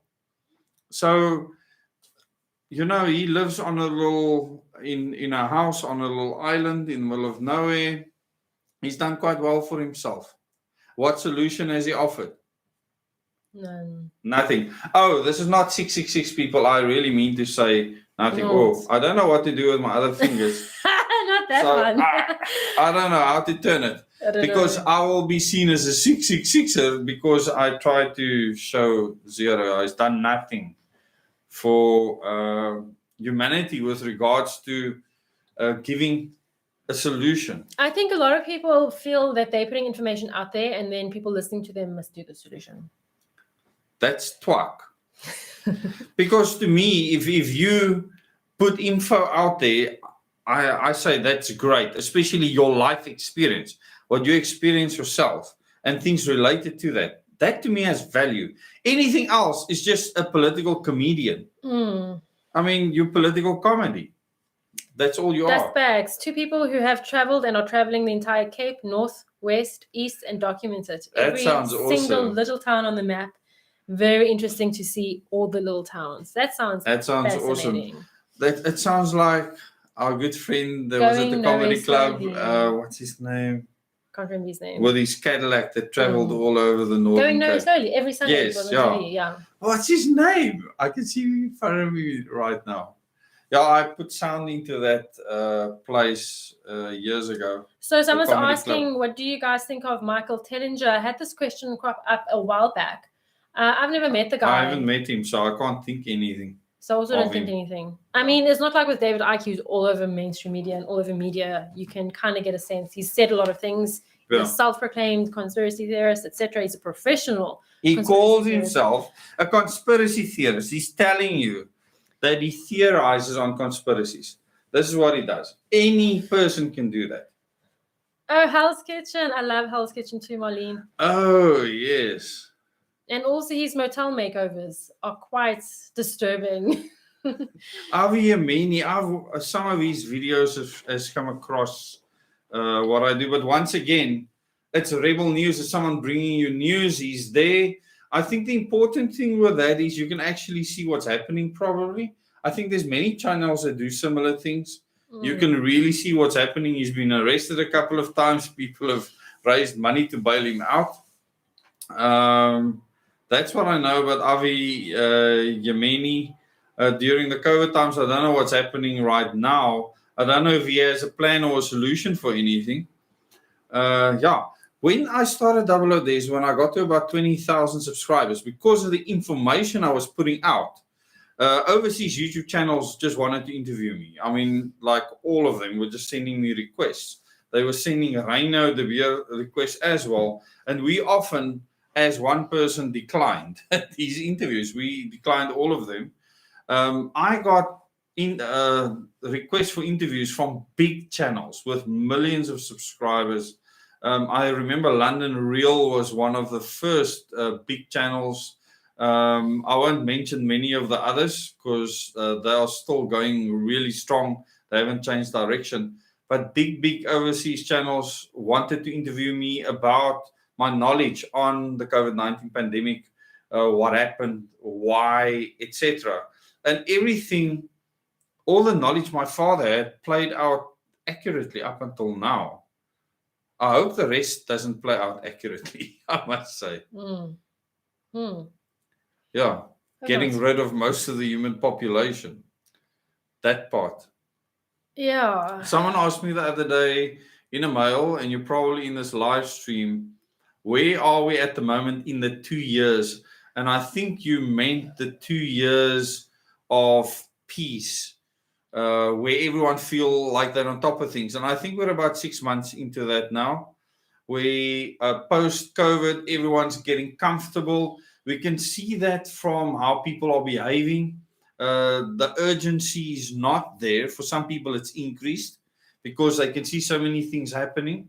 For other people, it's just died off. So the excitement's gone. And I think we're about 6 months into that. So post the 2 years, remember my dad said that after that 2 years of peace, then the time will be ripe for these world powers to release something that will kill most of the world's population. These were his words, not mine. You don't have to believe what he says. But that was the intentions back in 1984, because he made that patently clear to me that they want to reduce the world's population, and that meaning the Committee of 300. We have their names. We are covering them every Thursday, and this Thursday we'll be carrying on with the second part of the Oppenheimer family, the South African Oppenheimer family. We'll be looking at some documents again. There's tons of documents, my word, it's just too much to work through from my dad's estate. We'll be going through those documents. But the thing that's important is that I cannot ignore what my dad said. I loathe the things he used to talk about. You did. You used to say that you heard me. I'm sick and tired of him talking about the Rothschilds. And here you are now. And I'm doing the same thing. It's fascinating. So there's a lot of interesting He was comments. Unfortunately right about everything. So far, yeah. Like spot on. Very scary. It's scary, actually. But if you say we're 6 months into that, it takes us to the elections. And, you know, that's going to be interesting. To me, the elections, whether it's going to take place or not, depends on many things happening now. What I do know is our plans were always from 2026 to 2029 to get the transition done. Yeah. In that time, before 2030. And we really need to finish up. It's almost 2 hours. It's 10 o'clock. It's 10 o'clock already, my word. And if you look at that time frame, I know that the operation to take control of South Africa after the government has become a failed state or orchestrated failed state, the United Nations will be involved in the interim government, and that transition period will take place. So these are things that I know were planned. He spoke about it. Specifically. He didn't go into a lot of detail. There's a lot of detail I'm not sharing here for obvious reasons. However, just know that there is a plan to have our government fail by 2025 and for an interim government to take over. And it'll be an international setup. And then things, I think, are going to get interesting. We need to make sure that we have a critical mass of people that are prepared for that time. Very, very important. We had a lot of questions. Some of them are out of screenshot. Oh, my word. There's people watching Scott Paulson. No, I don't think he's watching it. Someone mentioned their 5-year-old struggling to get into school, even though he can write words and count to 1,000. Have you Keep him out of school. Yeah, consider homeschooling. I homeschool before. It's obviously... Keep him out of school for as long as possible, Mike. I don't know how many kids you do have, but if you can homeschool, that would be preferable. Because once they go to school, they stop thinking, literally. They stop learning. It's funny that we have a Department of Education, and education is the first step to not learning. Yeah, Terence, I watched videos. I didn't know it was him back then on the aliens that visited Africa, etc. I'm not going to comment on that. At the end of the day, I can only speak about the solutions that Lauren came up with. I know that they're inspired and that they will work. They need people to be implemented because there's no leader or organization that's going to do things for you. You have to be that organization. We have to be South Africa. For people to want to sit back and let a government do things for them and they're willing to throw 30 to 40% tax a month towards that government. Crazy. For that, that's insane. Dis leigatheid, slapgatheid. That's what it is. And if you want to remain in that mindset, jy sal jou gat sien. So you will see your backside without a mirror. It's going to be bad. It's not going to be pretty. There's too many puns in that one. But you're not going to make it if you have that mindset. The people that prepare themselves for any eventuality, that have the 5 things for survival: water, food, shelter, energy, something to keep you sane or make you feel loved. Invest in those things. You don't have to do it. You don't have to listen to us at all. Do it for yourself. You're not doing it for us. Just start somewhere. At least get 3 months water and food storage and then build up from there. Get a 72-hour grab bag just to be self-reliant. Not because of the Nag of the Lang Messe or anything like that. There's so many situations that'll make it necessary for you to do that. It's not even about the situation. It's not. It's a philosophy of freedom. There we go. Once you have that self-reliance, you can truly be free. That's the bottom line. And that's the beauty of Lauren's plan. It's about not needing anybody. It is so simple, actually. Well, thanks for joining us. There's so many people that have come into the stream. So Marlene's asking about the next chapter of the book. Whoa. I actually went to the last chapter. I translated the last chapter, so we will be doing that soon. You will be getting very interesting info. That is disturbing. That's all I can say. Yeah, from a scientifically impossible, traumatized human beings' biases way. Yes. It is complicated. So because we know him personally, we can see his weaknesses coming through. But I think that would be the case for any dystopian fiction. Yeah. The people closest to the author would see the person's character and things coming through. So, and I think most people wouldn't know they'd love the book. Very soon, you'll be able to go to an Omega website. The Omega website will be available for you to go and see the basics of what Omega is about. And then the courses that we provide, the level 1 and level 2 courses, maybe if you can just give a brief rundown again and then we close. Oh, yeah, it's been some interesting comments and YouTube Ice Age channels. Farmer, I enjoyed watching them at one stage. Oh, it sounds familiar. I've watched 2 or 3 of their videos. That gave relevant information at the time, which helps. Okay, what Omega? The level 1 and 2 courses, what they basically do. Level 1 for individual. The first 10 and then the 4. Yes. The first 10 is pretty much self-improvement, but out of this world self-improvement, because nothing we do is normal. No. So if you want abnormal self-improvement, you're going to get abnormal self-improvement with us. And we cover, we did it in a specific order, so it's preferable that everyone does the whole thing. So ideally, both level 1 and 2 would be an entire package that you would do over time. You can take as long as you want to. Yeah, in fact, I think we'll probably offer level 1 as a package in the future. Some people have chosen just to do little bits, but I think the whole thing is important because they follow on each other. Yeah. The first is triage your life, where you figure out your priorities and stop wasting time on things you have no control over. The next one is filtering information so you can find truth and being able to verify credible sources yourself, not rely on fact checkers, but get to the bottom of a story yourself personally. Then after that, it is the lost art of saying no, where you learn to set boundaries for yourself, learn self-respect so you can set boundaries for yourself. Then after that, say no. And say no. And it's fine to say no. Apparently, that was my first word as a child. Yes, it shows.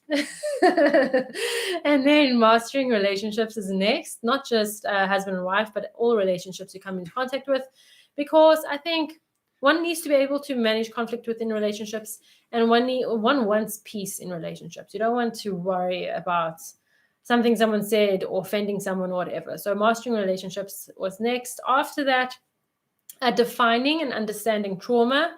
And I think this was a little bit of a mind-blowing one because we try to highlight trauma you wouldn't have considered trauma before, but is actually, in fact, very traumatic sources of trauma, and just identifying where, in what areas and what kind of trauma you have. Next was life beyond trauma, where we actually gave you the tools to work through the trauma you've been through, whatever that may be, no matter how traumatic it might be, so that you can just let it go, not ignore it, not bury it, acknowledge it, make it tangible, and then move beyond it. That's why we call it life beyond trauma.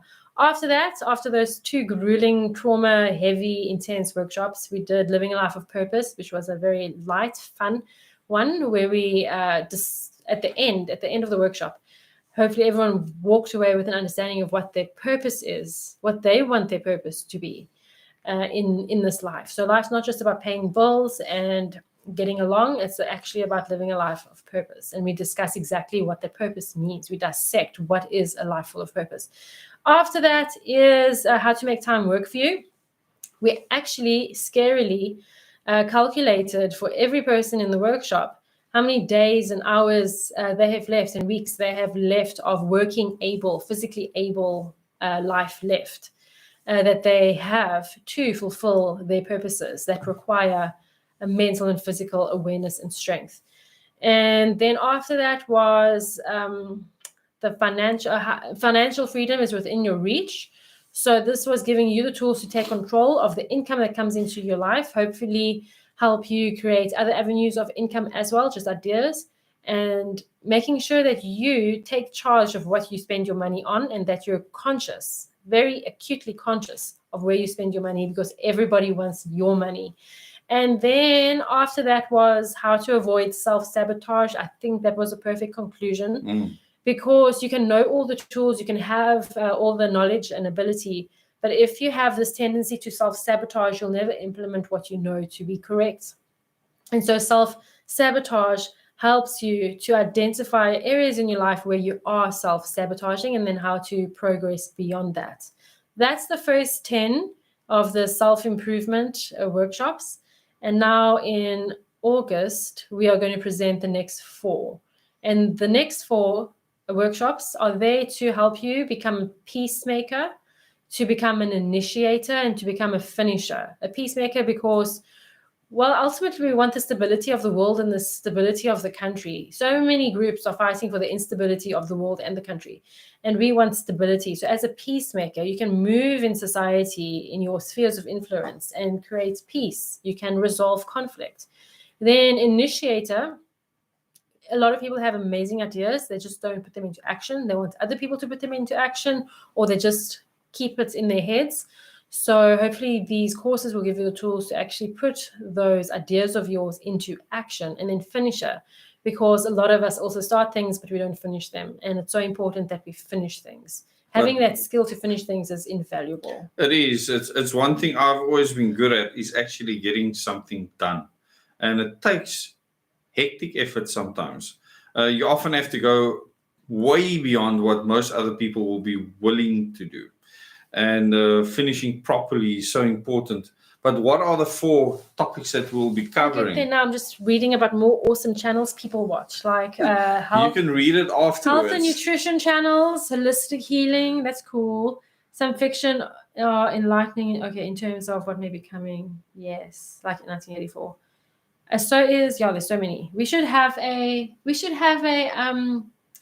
dystopian fiction readathon. It'll have to take place on Zoom. Can I sleep while you do that? Yes. You should have a hypothesis where you come up with hypotheses. The weirdest hypothesis. Not everyone must. And just discuss the weirdest way out things. Definitely. Yeah, we concur. Can definitely do that. I second that notion. Okay, the 4 things that we're going to be doing to achieve those things, a lot of people might find interesting, because we're going to be looking at the human mind. We're going so the first one is what? It's your EQ, man. Come on. How to increase your emotional intelligence for enhanced self-awareness. And I think one of the biggest problems, I mentioned kind of earlier, is that most people, it's load shedding. Why do they change color? Oh no, the other color changed. Yeah. It still looks beautiful. We might not act mature. I don't act mature. No. Because you shake up and down. So a lot of people know how to act mature, but they do not make mature decisions. I'm a perfect example of acting completely immaturely, but I make extremely responsible decisions. You're childlike. You're not childish. I've never seen you do a childish thing ever. I've never heard you say a swear word ever. No. You're a saint. I can't say the same about you. No. I actually am the cause of Dezz swearing. Proudly. Die hond se gatse. Much worse. Anyway, emotional maturity, because if we can take emotional maturity into the world, that alone will make a huge difference. I can't wait to present that. And so what I said earlier is that we observe everything. A lot of people observe things with an emotional filter. So you'll hear, I don't know, aliens coming to land. I don't know, whatever. Or like more cables have been stolen. Or I don't know, whatever. You'll hear it with an emotional filter, and you'll react with an emotional filter, and that's immature. So if we have emotional maturity, we'll start behaving and acting in such a way that we can actually work towards real solutions that can make a real difference.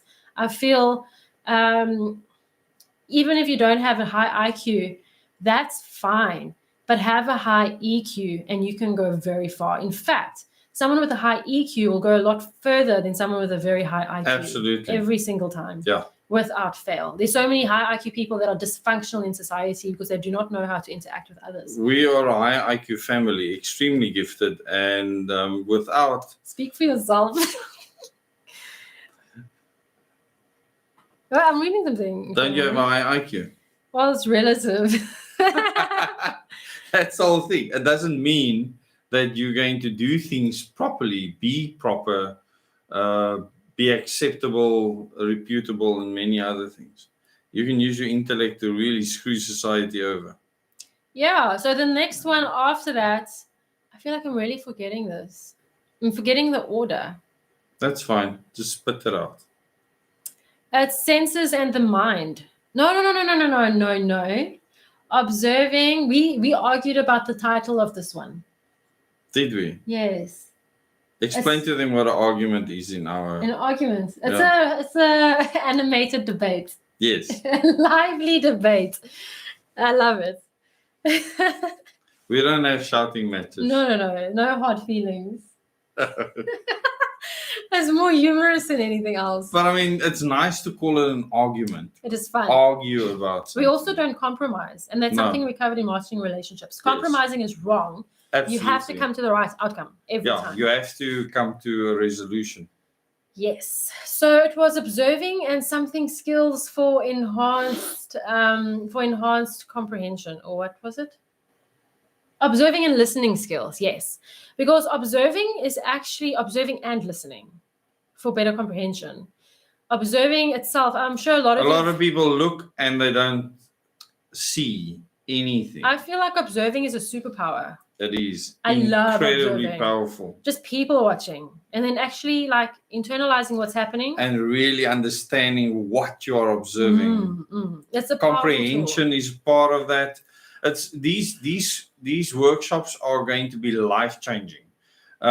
If the first workshops didn't change your life, then these will. I don't think that most people, and this is why we said that you need to finish the first workshops to do these, because you need that foundation to really get to understand these 4 workshops that we're going to be doing now. So for those of you, how many people are eligible at this stage? About 40 something. 40 something people. And then after that is senses and the mind, and for enhanced perception. And then after that, it is the mind and mind over body. Was that what it was called? Yeah, mind over body. Super important. Yes. So this is just going to help you as a human being just live life at the next level, which will make you be, I think, more of an influencer in society. Well, it'll prep you, if you've done this, it'll prep you for the Omega courses. I think a lot of people will apply for Omega and find out that they are nowhere near where they need to be. The application process will make that clear. I think because if you are ready for Omega, the application process should be a doddle, and it should be easy for us to see whether you are ready or not. There's definitely going to be questions where you are going to have to write your understanding of something, and that'll make it clear. So there could be many people that have these skill sets off pat, no problem. And that'll be great. And then obviously there'll be the training for the public. That's not going to, that'll be open to for anyone to do. And it'll make a huge difference to the country. If the entire country can do that training, my word. It'll be amazing. We can turn into a superpower. But the own members will get the advanced training. And and then they will be super advanced. Yeah, so there's lots of work ahead. Yeah. I suppose that's it for tonight, peoples. Yeah. It's a week. Thanks for joining us. It's just over 2 hours. Yeah, but do mail us in future. We'll have Amiga mails where people can mail us at Amiga. We already have one. Bookings at amiga.org.za. Yeah, bookings at amiga.org.za. If you have any inquiries, we should create one email just for the channel as well. Probably. Yeah. Non-booking related inquiries. Yes. So once you have that, we can put it on the channel, and then because I removed the email that I had there before, and then you'll be able to just contact us. What are the funniest ways that you know of describing that you're tired? When you can't think anymore. I don't want this thing to run down too far with these lights. But I love the light still like this. It really works. There's still a lot of improvements we have to do. We have 6 lights, 2 ring lights, 2 massive things with filters, and 2 other cobs that we still need to position and get right. So it's still in progress. At least we have our background. We still need our books. Do you people enjoy the polls that we put out? I see we get about the public polls, we get around 1,000 people responding. That's a lot. And just so that you know, and the comments, thanks so much for the comments in the polls. I think you can learn a lot from it.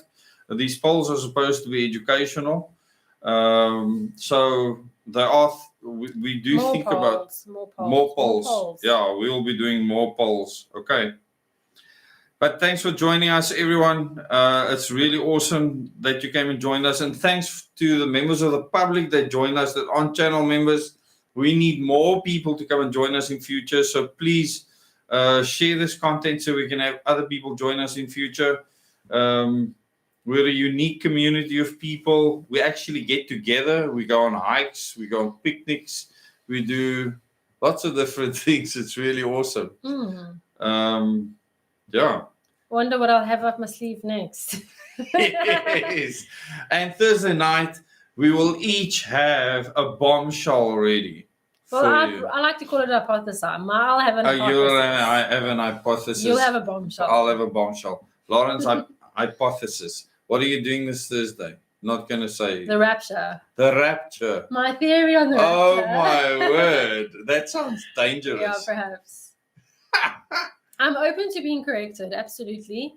But that's what I'm bringing to the table. I understand some of you might not be religious. I think you'll enjoy it even more. No, you'll enjoy it more in a non-religious way. Definitely. Yeah. I want to make one thing very clear. I do not believe that the universe is a chance or that we as humans come from evolution. There is less chance of us being on a chessboard now being played inside a toothpaste tube, which someone has just bought in a universal shop, a couple of universes that way. I absolutely believe that what we see here is a creation, that what we experience is very real, that it's very necessary, and that there has to be a super intelligence that we cannot describe. It's an insult to describe it, actually. Even assigning the word God to it, I think, is insulting. It's a dumbed down version that humans use to try and describe something they can't explain. And people have used the word God for anything you can imagine. So I will use the word intelligence, the highest intelligence in our known universe, which is just the simplest way of describing what I believe in. And if there's a religion, it'll be a universal one. Definitely not something created on earth. I think the word religion is misleading and insulting. Yeah. We can talk about things like that. I think the members will really enjoy those discussions. We can go. Remember, this is not Dezz anymore. We don't even delete comments of people insulting us. This is not Dezz anymore. No. This is more diplomatic now. Yes. Flat earthers welcome. The members can resolve that. We can all go stand high on a mountain and do experiments. Aliens welcome. Yes. Anyone's welcome. Remember, Stranger Than Fiction is combined into this channel. Exactly. So aliens welcome. Jacques, where are you? Jacques in the chat. I suppose I must make polls, but I'm interested to know who believed that aliens existed when they were little. I have a hypothesis. I have a hypothesis. Okay. But anyway, let's see what people say first. I'll make that a poll later. Okay. On the thing. Oh, there's the alien heads. Okay, thanks everyone for joining us. It's 2223. Oh my word. Such a cool number. That's a cool number. I love prime numbers. I think I've said that before. We need to explore prime numbers. Okay, this is going to carry on. We really need to say goodnight. We'll have more of these in future. But see you Thursday evening to the members. Pretty much prime number. This day today is a prime number. Yes, it is. Do you want to end the stream? No, it's fine. I can do it. Good night, everyone. Good night. Lots of love to all of you. And thanks for your support and for being here. Thanks to all the non-members that are here as well. We want these streams filled with non-members. We want to reach as many people as we can. And thanks to the members that are on the channel. We will see you on Thursday evening at 7 o'clock. We must still put out a poll for the time that people prefer in future. Oh my goodness. I'll do that 7:30 and 8. Okay. Yeah, we'll put out a poll for that. We really want to know, and then we will do what suits everyone best. Thank you to all the fish. Thank you to all the fish. What? I don't know. Yes, thanks to all the fish that you ate. What? I'm not sure. I need clarification. Oh, a lot needs clarification. She's stuck now. Very. No, that's Lauren's messed up. Lauren's totally messed up now. We still have hearts flying all over the place. It's really beautiful. That is really random. Actually, another background. The more tired we get, the more we're going to waffle, Lauren. I had another background idea, but it would have been very big, expensive, and requires electricity, and that's a fish tank. And that's Lauren a fish did tank. have a fish tank. Oh, my word. No. I think it would have been really cool. Hitchhiker's Guide to the Galaxy. Oh, to all the Pisceans. There we go. If that's what you meant. Oh, it's a book they were talking about. Oh. Okay. In the chats here, they have their own discussions when they come together. Yes. These people get to know each other. It's really awesome. And it looks like people prefer this to Zoom for some reason. Yeah, definitely. Good night, finally. The answer is 42. I don't know what's going on here. I think it's Good night, everyone. I hope I'm not messing up your math. Okay. Bye. See you soon again.